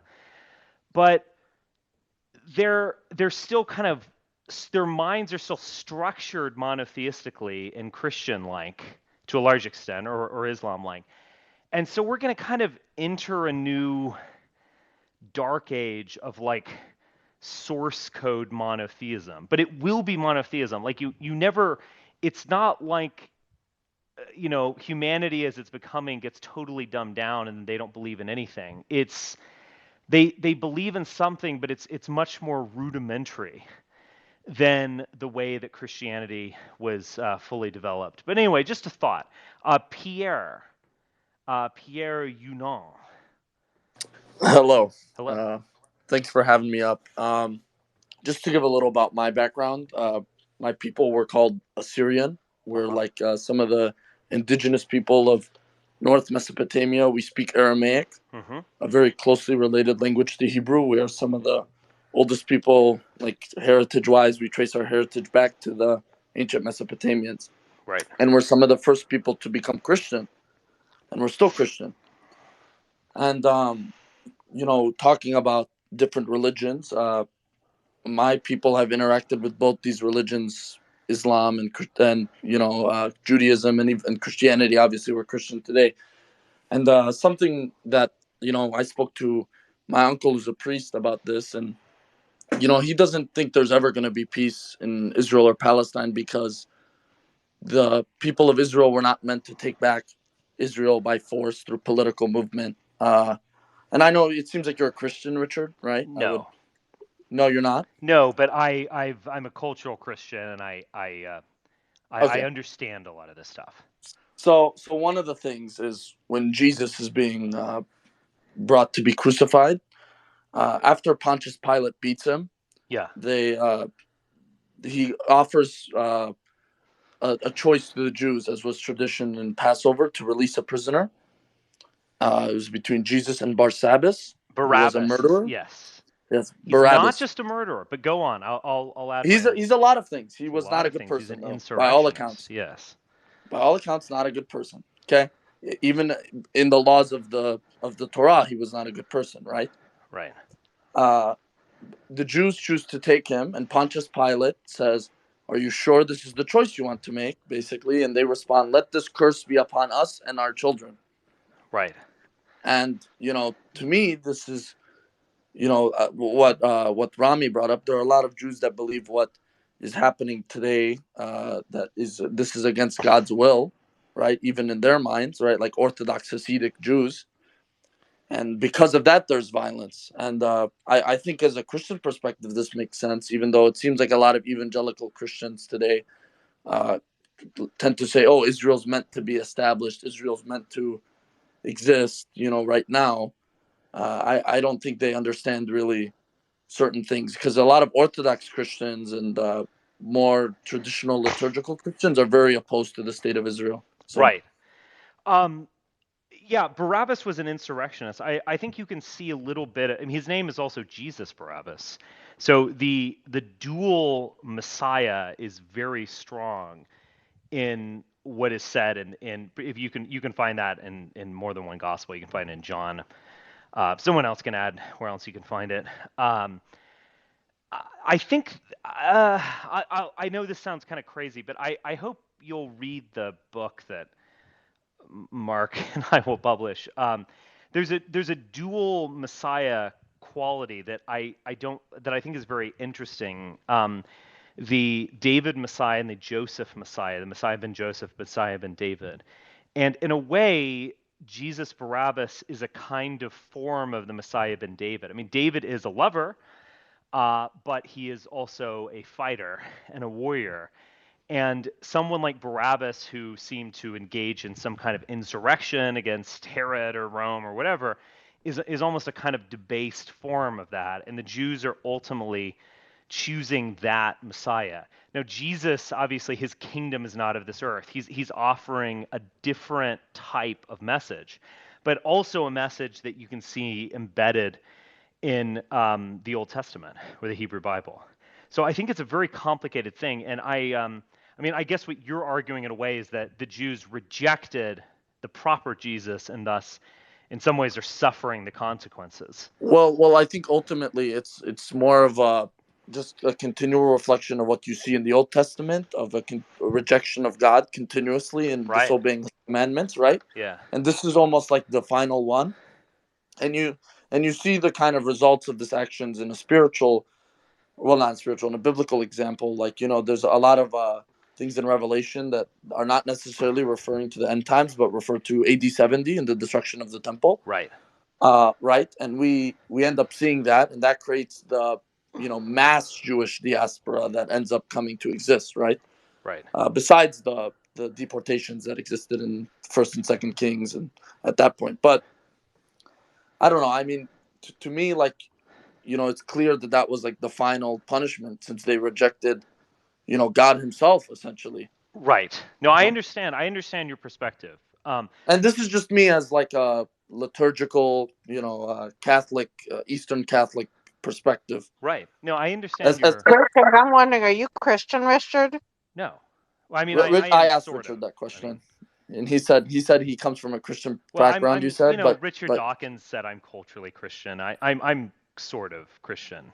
I guarantee you this, Andrea. I've read more of the Bible than 99% of Christians who call themselves Christian. I can fairly say that, actually. So, in a way, but I'll Yeah, but just because you read it doesn't mean you like agree with it and think that Jesus is God. I mean, correct. We I have don't a know. corner here, woman. Like, raise your hand. Okay. No, I Um, just was curious if you agree with that Jesus is God because you're agreeing with him. well, I don't think I'm not he's not agreeing he's with not you. I'm denying agreeing it. I with mean, him. he didn't deny like when Rami was saying Muhammad, was discussing Muhammad and whatnot. Like, he's not going around and saying Muhammad is not a prophet. He doesn't. It's not worth having a theological debate at the No, moment. I'm I'm not just going to bringing insult up. anyone. Also, Andrea, No, I no, don't no. appreciate the policing. Okay. I'm agreeing with So you, Richard. I'm yeah, just yeah. I'm No, no, I defending know. you here. Pierre, I totally agree with you. I'm telling Andrea, I'm warning her. a little bit. I don't like this thought policing kind of attitude. But Well, I just don't appreciate the being told that Jews are being punished. Like, I'm a Jewish person listening to this. I'm hearing that our people are punished because we're bad people. Like, I didn't think say you about were the bad other children that people. were You're putting words in my mouth. What you're trying to argue here? because Look, we rejected Christ. We're being punished. That's what There I is a heard. big distinguish right? between Jews and Zionists, I I think, just have a quick Andrea. question. Just a quick question, Andrea. Obviously, as someone, you said you're Jewish today, right? Are you religiously Jewish? This is hilarious. okay. Are you religiously Jewish, Andrea? Why do I enter these spaces? Am I a Well, glutton for you entered punishment? under your own free will, and I haven't called on you. And the other thing, Andrea, is that like, at some point you can't like be offended by someone else's sincerely held belief. Like, of course they would think this way. Like, it's No, not Richard, all not all about Christians think peace and that way. Not all Christians think that way. I was Christian and I did not think like that. well, What yeah, type of no, there are Christian were plenty you? of fundamentalists who, think that, God will never break his covenant with the Jews and so on, and this is why we need to support Israel. People think in different ways. What I'm saying is that like religions aren't these like loosey goosey, tolerance for all people. Then there would be no real point in having like separate religions. And so, like, if Pierre says something that he sincerely believes and that he can actually back up in theology and a text, etc., it is what it is. He's not going to say But this if Richard, it you hurt. can be a He'll say religious this if it hurts your person. feelings or not. Richard, you can be a religious person without being an Islamophobe, an anti-Semite, a xenophobe, an anti-Christian person. You can be that without being a hateful person. I think you have Exactly, a Andrea. very naive notion of Richard, religion. can I say something? He's Yeah, Do talking go you right for do it, you think Rami. so? I'm curious. Do you think Jews don't believe that Jesus Christ is burning in hell and excrement? Because if that's the case, like, do you honestly believe that? Are you an Orthodox Jew? Because like I don't hate you because you're Jewish and you're stupid and you believe that Jesus Christ is burning in excrement. I don't hold that against you I don't because believe you're that about Jesus. okay. But there's plenty of Orthodox Jews who believe that, I and I mean, it's wouldn't in the hold it against Talmud. them because I'm not that fucking stupid like you. But because your But religion is an ethno no no being no rich, no no no no no no listen, you have to be because rich. your We might religion not is want an any religious wars going on here. yeah, you're right. Okay. You're right, Richard. Excuse me. Excuse me. There's an Just Okay? can For I all due just make respect, something clear? okay? Just because you've got some religious Jews that are assholes doesn't mean they represent all religious Jews. Okay, that's Can I fair say enough, something? Andrea. But you're being a Can we little, respect Andrea. each other's I hate to religion? say, Otherwise, what's the point? Yes, yeah, I exactly. hate to say this, Yes. Andrea, but you're adhering to a little bit of a Jewish stereotype, which is that you're being pushy. So just you know, Can can I let's can I say dial something? it back. Hey, Rami, fucking you, Just asshole. just that Fucking something. I'm that the was an pushy one. admonishment meant for you to mute yourself, please. Gosh, it's the polite wasp dealing with the. We're engaging in a lot of ethnic stereotypes here, Andre, and I say that in a friendly manner. It's the narrative. All these books lead to the same place, which is God or Allah or the energy or a higher vibration. Like, it doesn't matter. Like, you should still follow the golden rule and care about the women and children that are dying. It's not the Yeah, politicians. that's fair You know what enough. I mean? I'm going to go to Rami though. I have a question for you, Rami, as well. But why don't you yes, say please. what you were wanting to say? Uh, Basically, as an Israel occupation matter to Palestine, as Palestinians, we never felt that it's a religion fight or it's a religion conflict at all. It's just about an occupation that's about human beings who lived in this land and they were occupied by the Zionists. A lot of people all over the world they think that it's between Muslims and Jews. That's not just totally wrong. That's exactly what's the opposite happening. I just want to clarify something. People think like Hamas is like a fanatic, they are Islamic, blah blah blah.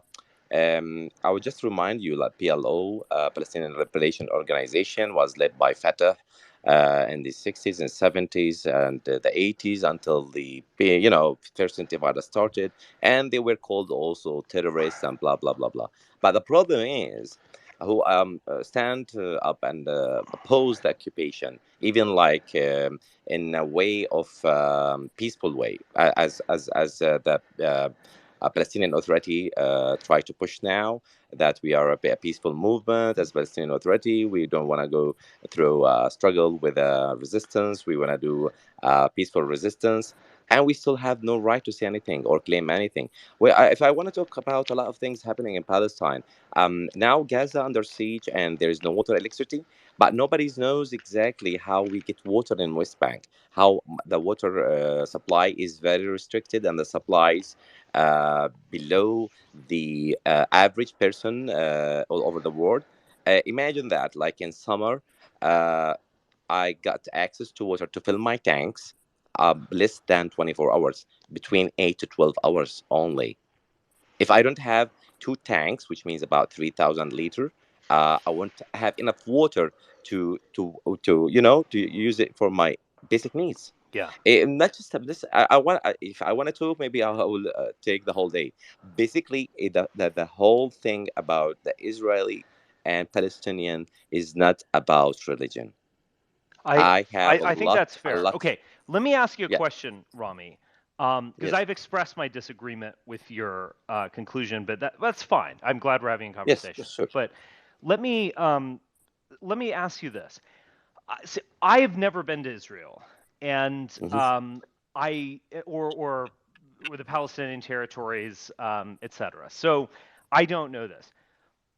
Among in your life as a in academia, like have you to what degree are people religiously motivated? Like to what degree does a student think in terms of rebuilding the third temple or something like that? Like how motivated are they like that? Or are they or are they more like American college students who, care about Taylor Swift and their college football team infinitely more than they care about what they're studying? Like what is it like in your land? Like how religiously motivated is your average educated person? um like Palestinians, highly educated, like my wife, for example. She has a Yeah. master's degree in MBA and she works for the telecommunication company. My sisters, I have four sisters. Three of them, they have master degrees. One of them, she has a PS degree.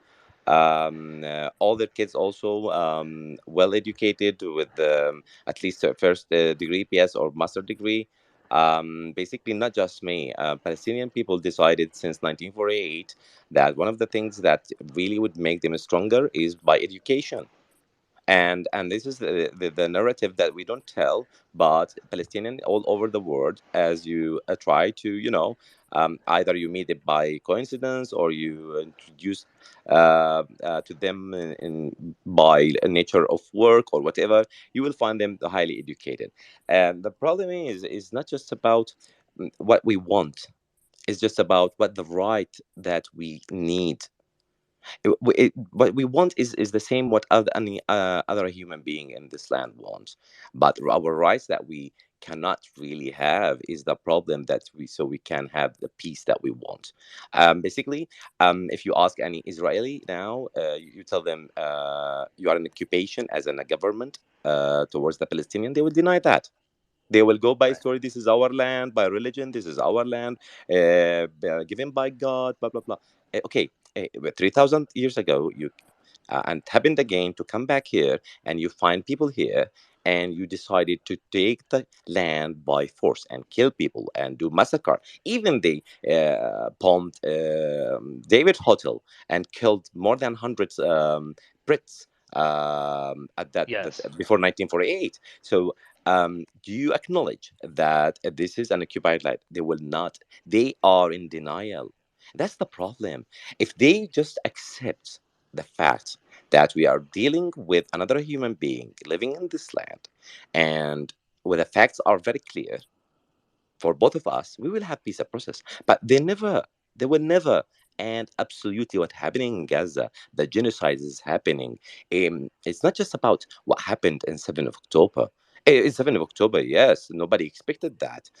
Well, Palestinians have the um, balls to break the siege and come inside and do what we usually do to the Palestinians. No, no, no, no, no. It's not allowed. We have to be always like slaves. We cannot resist. If, for example, if I am in a checkpoint and I refuse to follow the orders, um, recently, for the last 3 years, to be honest with you, I would fear my life will be taken seriously. I cannot really oppose them. If they tell me to stop, I will stop. What he's saying, some of the stuff he's saying. Sorry. Okay, Andrea, I do have a question for you later, but you can. Why don't you speak your piece, Andrea?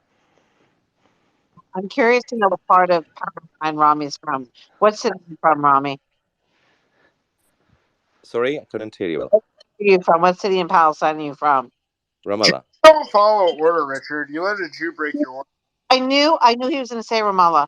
Richard, context matters here. First of all, people in Ramallah is a very rich city in the West Bank, and that's why his family's so educated. Because people No, in no, no, no, no. I'm not from Ramallah originally, by the way. Rami, Well, No, no, what no, what no. is your Sounds Wait, like wait a for point? it. slave owner Andrea, talking to her slave. Andrea, To be honest, with you. I was Hold waiting on, for hold you on. to ask me such a question.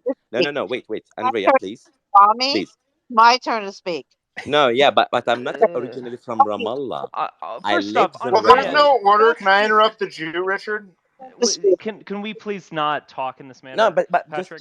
My, putting the Andrea, fact on back I on to resent her. the my, comments on behalf of Rami, and I'm like, so what if he's rich? Who No, no, cares? actually, He's I'm educated. That's I'm great. from the north, from a Richard, town let near Tulkarem, me explain. and Richard. Let me explain. You have to understand, Richard, that not all places in the West Bank are created equal. If someone's from no, no, no, Jenin, no, no, no, no. You're wrong. You're let wrong. me finish, Rami. I'm a living example. Once I'm done, Rami. No, All no, right, but you have speak your piece. you cannot Speak your piece, Andrea. What is your point, Andrea? Speak your piece. Once I'm done. If you're from Jenin or Nablus, you're not going to have the same opportunities as someone from Ramallah because Ramallah is a more like prosperous area. People are more successful and people have more opportunities in Ramallah. That's all I'm saying. So Well, what what is your point? Why? he's Who cares? saying that his family is very well educated. What I'm saying is people in Jenin and Nablus maybe don't have those same opportunities. So it's not across the board that everybody's so educated and everybody's not so deeply into their ideological belief. The terrorist groups, okay, like the militant groups are in Jenin and Nablus. They're not so much in Ramallah, okay? So I just want to point that out to you, Richard. You've never been to the region. I have, okay? Well, what And is your point? I'm trying to explain it to you, Richard, because you don't. He's only giving you part of the story. First of all, the PLO was doing hijackings of planes in the 70s, and the year 2022. Yes, and Chris, Israeli prime ministers worked with them throughout the 90s. And I forgot the prime minister's name at the moment, but said, look, if a horse becomes a duck, then or the if a only duck becomes a horse, we'll ride it. He made some metaphor like that. So, women like, worked with them throughout the 90s. They're the only people they could work with. I literally watched the Oslo piece. I watched documentaries. okay. They literally had no choice but to work with the PLO. They had they had no other Andrea, partners you to. talk about education. Post yours. I want to see how educated you are. Like Well, post I your. see. You're Well, gonna use that as a Andrea, background. Post I it. don't see the point of like, look, there are people who are educated, there are people who aren't. Like, Well, you have no, to she makes that address point. someone's. So like, let's go. Like, I want to see how educated she is. Also, Andrea, yeah, I don't know how educated she is, but I in a way don't care. I'll just judge her by what she says. Andrea, like you have to ask the question. Like, I imagine that there are many Palestinians who aren't as civilized as Rami, but why? What is the cause of that? The Richard, cause of that might be the fact that there's been this endless, painful situation for decades on end in which that has never been resolved, in which they could have more opportunities either in Israel or in a Palestinian state. they've been offered a two-state solution 9 times. 9 times. Well, Nine. what is your argument? They want to be like this? No, they They're want all the land. That's why a two-state solution hasn't worked because they want Palestine from the river to the sea. In 1948, they were offered 45% of the land. okay. They that down. They want all the land. That's the problem. They don't think the Jews should have an inch of the land to have their own state. That's where the problem The lies. problem is that you Zionists are going to exterminate Israel, not No, us. You are. Richard, listen, this was a lot of fun. But Richard, I really think you should go visit Israel. I do. If they let you in, I really think you should go visit. That's my advice to you. Go see it for If they let me. they might Okay, be your history. Can I say something? It's You been be a bad. go for it, Rami. You're up.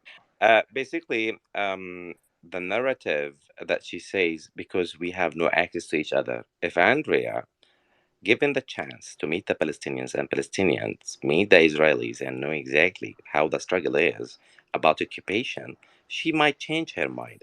Basically, um, for me, like what she asked me about where I'm from. Basically, I'm not from Ramallah. I was born and raised in a town near Tulkarem, and my wife from Jenin. And I can tell you exactly how I lived my life. If you want, you know, exactly from the day I realized I am living an occupation. You will not imagine the details that we went through. I have a decision to do when I was a kid because I have no choices.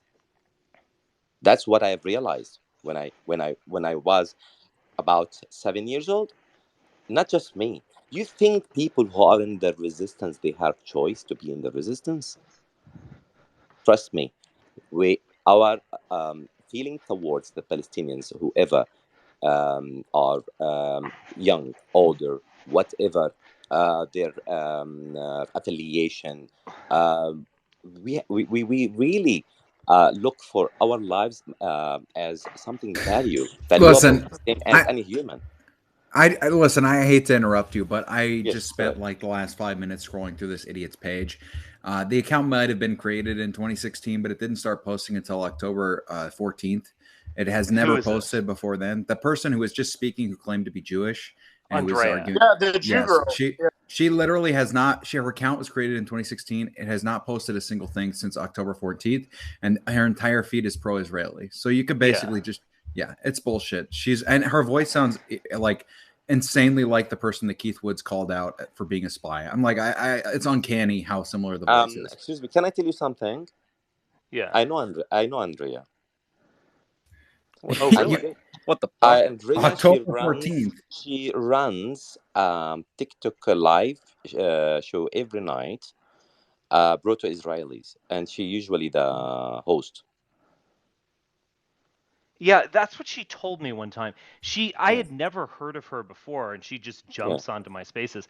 A yeah. lot of you are not the first one to say that she's like an IDF agent or a spy or what have you. And But we this don't is care. my personal. We don't we as Palestinians we don't care. Eh, Yeah. uh, Well, I don't just care, to but keep. I'm kind of that almost makes me like interested in her. I want to I hear what remember. she's doing. I remember. I Well, remember Charles one. Johnson did call that out, Richard, like in a previous space. Yeah, Like, he was the one as well, but I mean, this is, I guess, we just have different personalities. I'm kind of curious about what she's up to. I kind of do want to hear her, but she does come in. I don't like it when people come in and derail things. She has been a little bit platitudinous and just coming in and doing the same arguments about Palestinians had so many chances. It's their fault or whatever, Yeah, and that's it just part of gets the old. propaganda. That's part of the propaganda that they are Yeah, really doing. You know what's the problem for us as Palestinians? Because we can see very clearly the lies that they say every day since 1948, and they're still doing the same, and they believe their lies. yeah, This is a very very deep, dark shit psychological matter. yeah. Yeah, I agree. Um, let me say this. So, Gay Patriot, you've been hanging out, and then I'll go to Patrick and then Nate. But you've been patiently waiting. So, go. Gay partisan. Oh, Gay Partisan. Excuse me. Gay Partisan. You're Oh gay. yeah, That's what we yeah, know. yeah. I That's know. what we know for Uh, sure. yeah. Well, first of all, thanks for having me. And second, I kind of lost track of what the topic is right now. But going back to the topic of like how people like believing that there's like Armageddon or whatever. Like, okay, I'll give you some background about me. I'm actually originally from Saudi Arabia, born and Uh huh. raised, like 23 and me, 100% Saudi, you know? And Yeah. yeah, so And I was raised a Muslim, but I'm now an atheist. I don't believe in that stuff. So, like, my issue here right now is like a lot of Jews, at least the ones that have met, are like very secular. Like they consider themselves atheists, as a lot of them at least. Very few religious.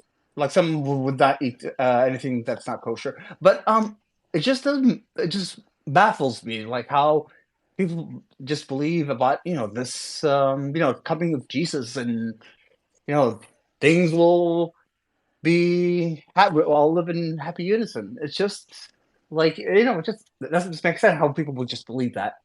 Tough. I don't mean to offend anyone. Please. What? Okay. All right. All right, Nate. Oh, okay. I'll I'll mute myself. Nate, you can go first, but do not mention vibrations, or otherwise you'll be expelled. Okay, no Well, vibrations, but I understand, and I that was actually going to be my first question, just to you, real quick. Are we basically just talking about the narrative of the Bible or the Quran or different books? So in the American version of the Bible that the standard revised version or King James yeah. version, we follow Israel, the 13 tribes, God's chosen people, in this war that's getting ready to happen called World War III. And I just want to know if that concerns you as much as it does me. I have 6 children. Yeah. It definitely concerns me because I see this prophecy written in the Bible that is motivating people, and I think can motivate them towards the end times on some level, and I do find that very scary. Yeah, disturbing for sure. You know what I mean? Because Yeah. I'm all about humanity. I don't believe in segregation, in any way, shape, or form. Mm-hmm. Okay, Patrick, you were up. Well, I was going to try to bring it back to your original monologue, if that's okay. But I know it's not like shifted around so much. But I'll try to send it back there. Is that okay with you? Yeah, go for it. So, like, I just want to ask you a few questions. So, like the theory of gravity and karma, I think, are like more similar than most think. And is Rabbi still here? Or Rami, you're still here? And I think like karma and gravity are more similar than most think. And I do understand, and I feel sorry for the like human like sacrifices that Rami and his community as a Palestinian are facing right now. Mm-hmm. But at the end of the day, like I think it's going to pay off over time, because like the Zionists are hurting themselves more than you. That's what I think. I might be wrong. So What do you to mean by that, that? because like the way they are acting is so disgusting, so inhumane, so vile, so like if like take the main shooter for example. Somebody came and shot like what 20 people, killed 20 people, shot 60 others, Yeah. and he was a Christian American. Do we Yeah. go bomb all of Christian Americans?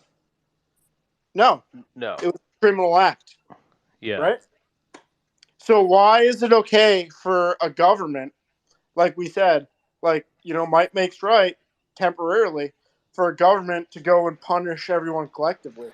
Well, And the world I understand your analogy. I totally understand it. And yeah, I mean, it's there was this guy who I'm forgetting his name at the moment, but he's a satirist and comedian, and he worked with Jon Stewart for a while. And he was actually with Piers Morgan, and he was like saying, what is the current exchange rate for life? So 1,300 Jews were killed, let's say, in October 7th, and there's already been 500 to 7,500 casualties in Palestine. There are going to be many more. I mean, these images I'm seeing from the start of the invasion are hellish, and for lack of a better word. And I mean, there are going to be tens of thousands of deaths. No, So I agree. I what agree. is the exchange rate?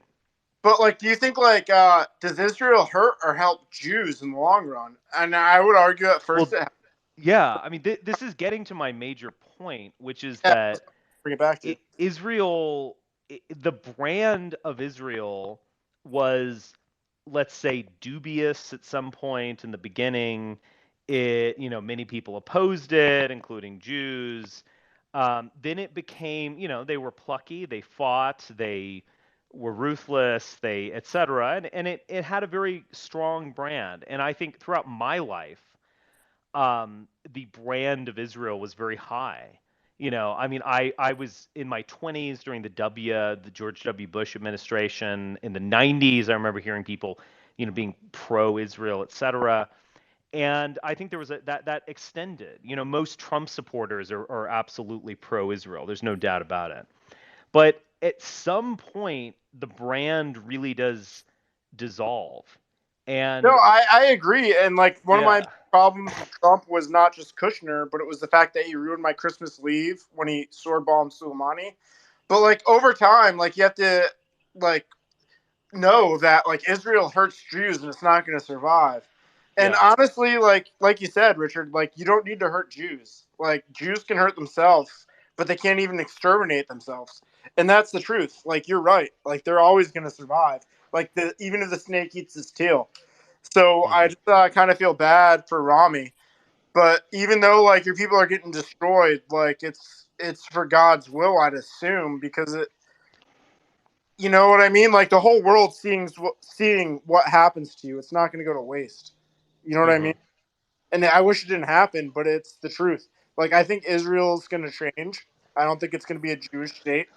And I think the worst thing that could happen to the Jews or to humanity is to have a cult ethno state. I wouldn't want a cult ethno Christian state. I wouldn't want like a cult Muslim state in power. You know what I mean? Like, but Hmm. like you have these we have like in our lifetime this cult Jewish state, and it's taken over like a lot of Christian evangelicalists like boomers, and it's kind of disgusting. But I think like your suffering is going to do good in the long run, not to make it any better or to discount it, but like I think it's going to help humanity.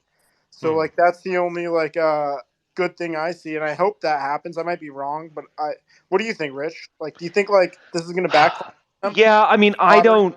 I absolutely think this is going to backfire terribly for Israelis. I mean, I totally agree. Now, I wouldn't say that it's God's will or something, but I understand if that's your perspective. No, But I believe like in God as like the most powerful being ever, and what's the most powerful being ever is like the sum of everything. yeah, So like I think like you know what I mean? Like does that make sense?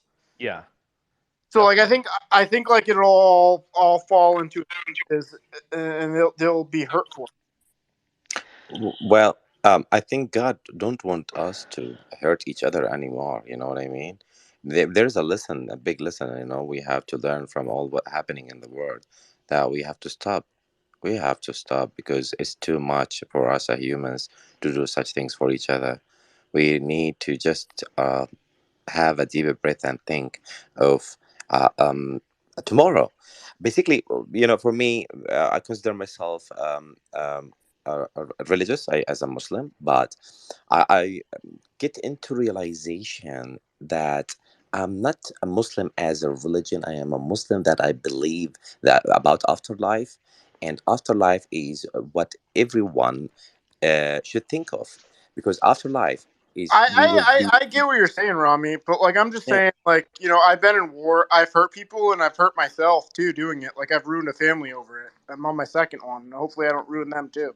But like I'm Hmm. just saying, like these actions, they have consequences, and Exactly. once you like kind of like start to feel them, you know, it levels itself out to a point where it's almost controllable to the next outbreak.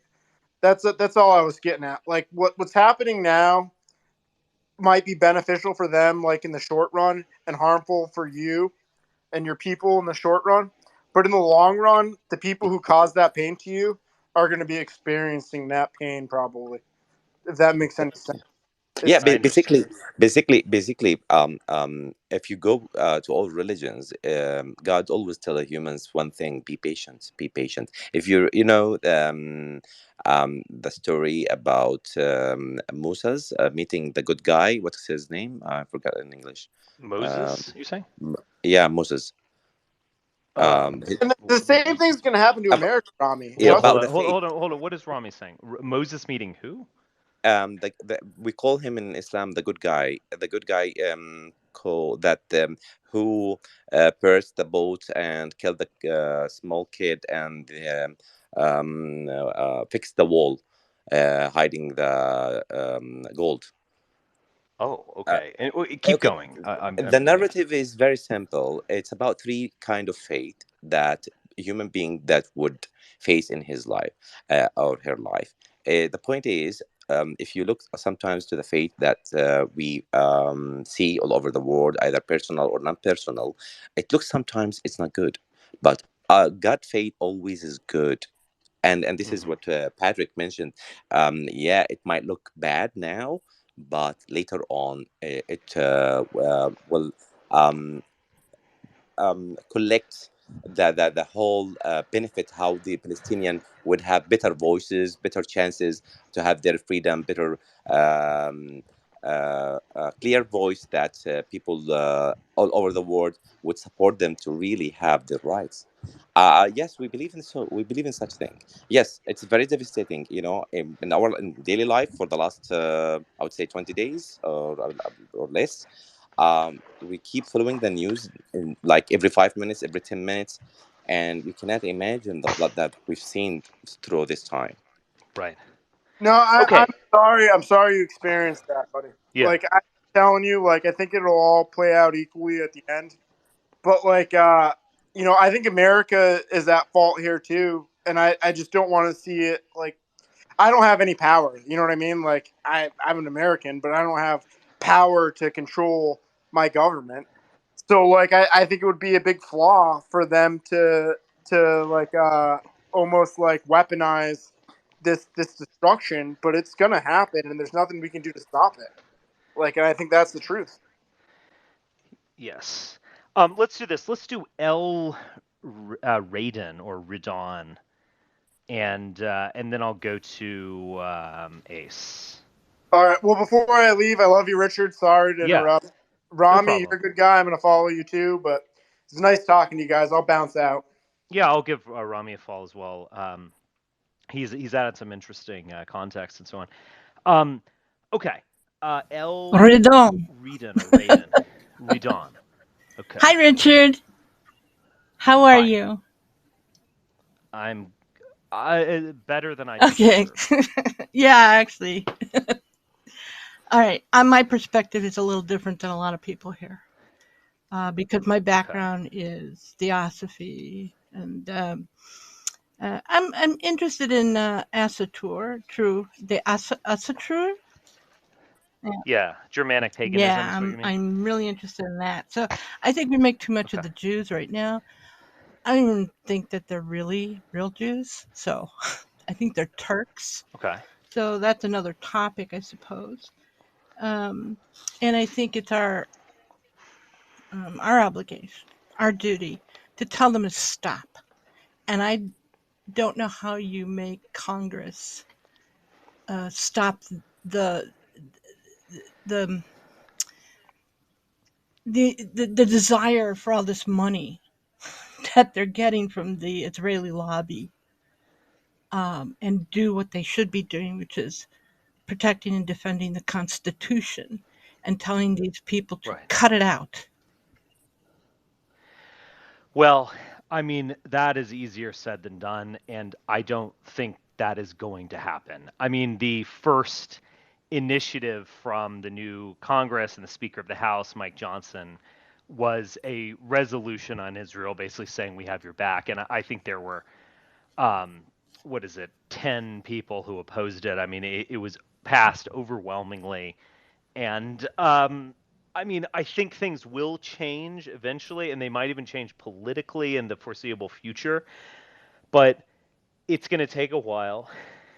Well, And that girl. I mean, it's nice to say stop and things like that. But I mean, I remember I was very much opposed to the Iraq War when I was just coming out of college, and I remember these massive Yeah, rallies, and they would say things like, just stop the war, don't do this, you can turn around, it's never too late. In fact, if you're doing something wrong, it's never too late to right. stop. And Well, Yeah. but I mean, it eventually changed, but it's just easier said than done. And I was talking about this last night on my kind of like podcast with on Substack. It's like we have this idea of politicians as they'll say anything to get mhm, elected, and they have no essence or being, and they're just a bunch of slimy little critters. Fair enough, but I think it's actually different. I think the politician type, I think, is a very dogmatic type of person, and like Mike Johnson, he's slick, but he's actually a mm, dogmatist, and he's not going to stop. yeah. And he knows the answer before he asks the Well, question. he seems And he I seems think, pretty go bright. ahead. He seems pretty bright, and I remember Barney Frank saying something along the lines of, you know, all politicians like money, but they like votes more. And Yeah, the video you played of the young black girl with the hair, um, yeah, she, she spot on. She got it. She knows exactly what it totally is. spot Yeah. on. And I think this is different. I mean, one of the things that young girl said, which is really remarkable, is that like in the short term, Biden is becoming almost like the next George W. Mm, Bush or something. He's going to fight the terror fight, in the Middle East and so on. But that works.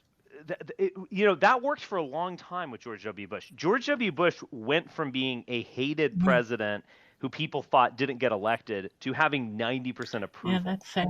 And so, but I think things have sped up. Remember, that was the age of television. That was the age Cable. of cable TV. That was the heyday of cable TV. In fact, the Iraq War. Remember, if you're as old as I am, you'll remember you turn on like Fox or CNN, and they'd have like a terror alert warning. So it'd Their be like colors. it's yellow Yeah. today. Yeah, it's like we're thinking Wednesday might be orange colored terror Yeah. alert, and then red. That's full on. You're about to die, and then it was nuts. It was Well, nuts. they got the security state in there, and if you check out Michael Hudson, he talks about that in the Hudson Institution, Mhm. where he talked to all these security people, and they're all Israelis, you know, and Yeah. they're the ones who took over the Homeland Security. They're taking over everything, and this is bad for us. And I don't know how you stop Yes. it because we're so divided, not only individually, that Faustian spirit kind of thing. But then you have the Uh-huh. the tensions between I identity and race and gender and all this other stuff Yeah. and how we come together. You know, this is a conversation I'd love to have with people who are thinking about it. I think you probably think about it more than most.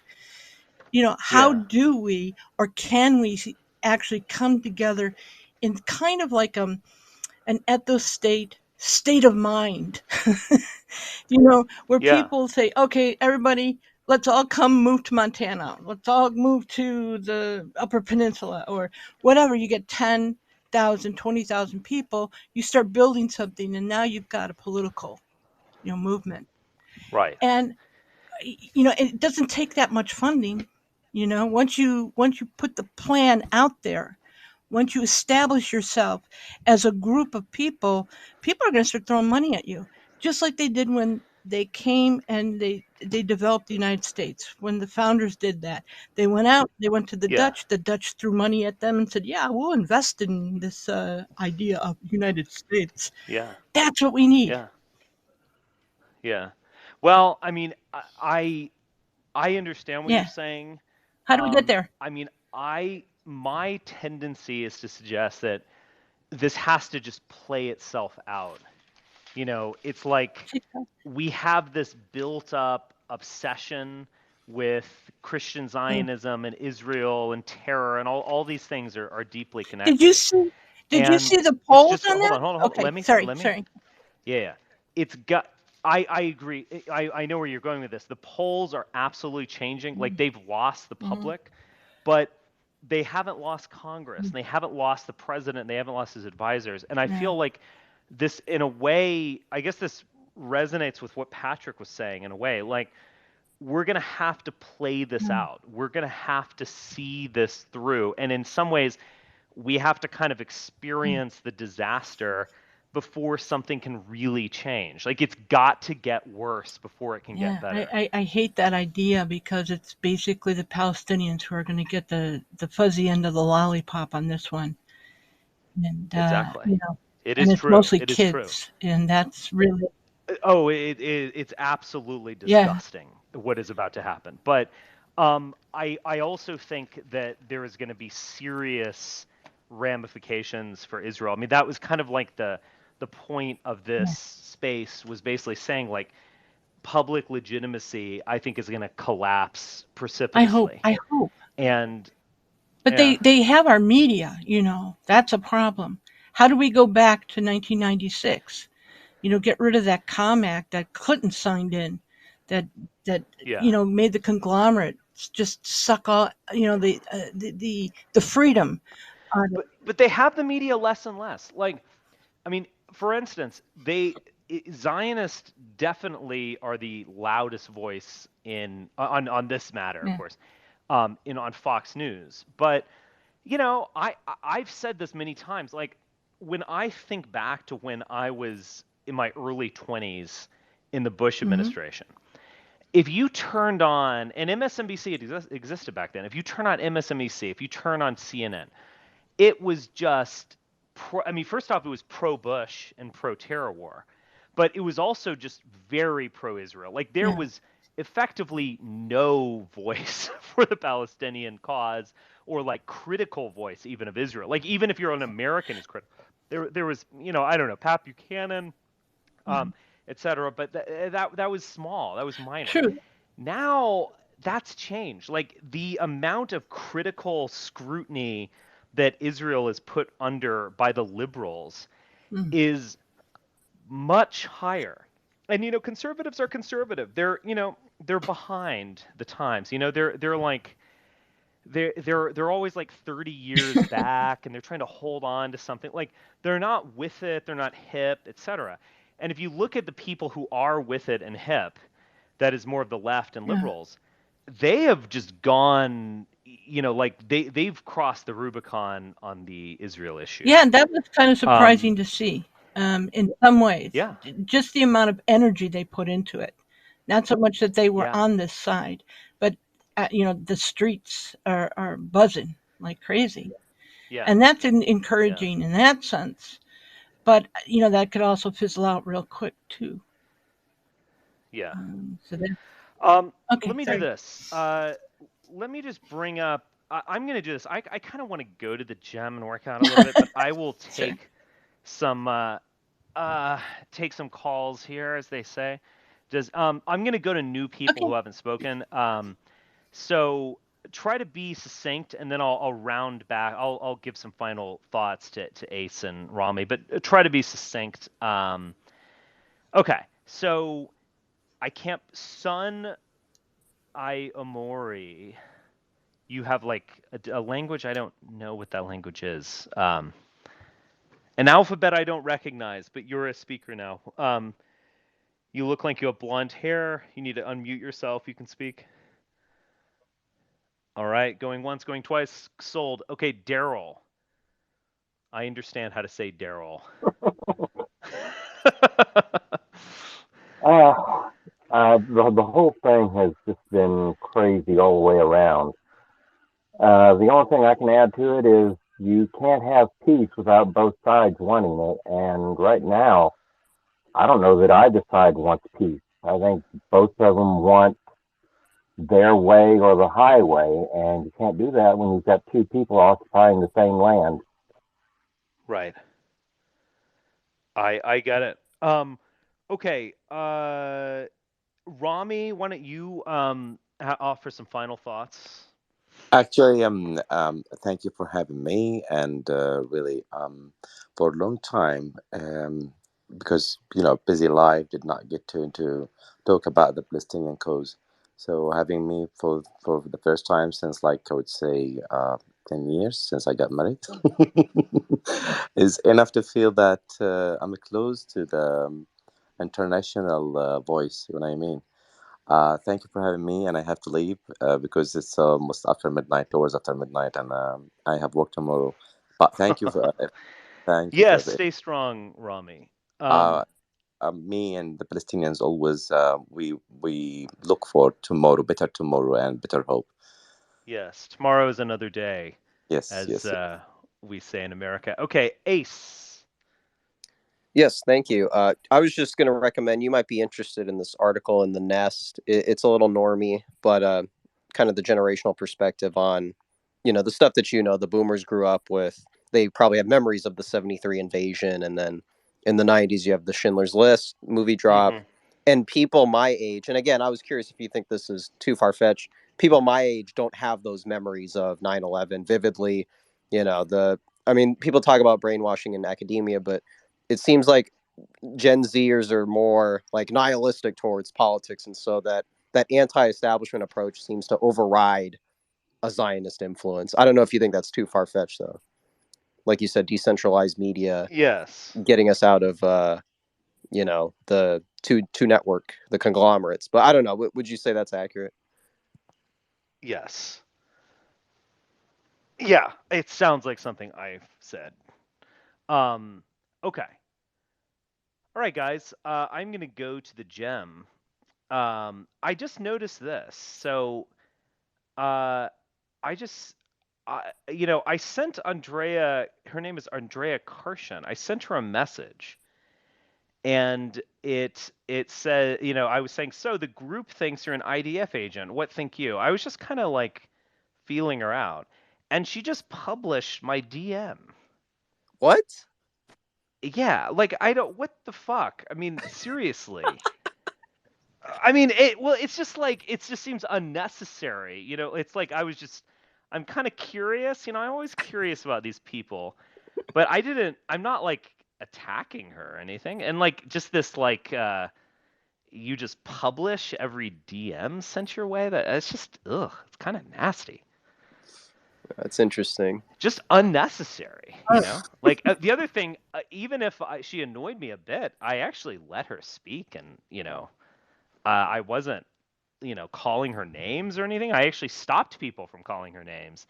And then she just kind of like, I don't know. I mean, I don't care that much, but just not good behavior. You're to a be honest. target, sir. Yeah. Well, I've no. Why would she do that? Who knows? Okay. I will. I'm gonna go to the gym and work off some energy, and I will talk to you guys soon. All right. Good space. Richard, Ciao. for the group chat. Thank you. Thanks. Yeah. Yeah. Ciao. Bye. Cheers. Bye.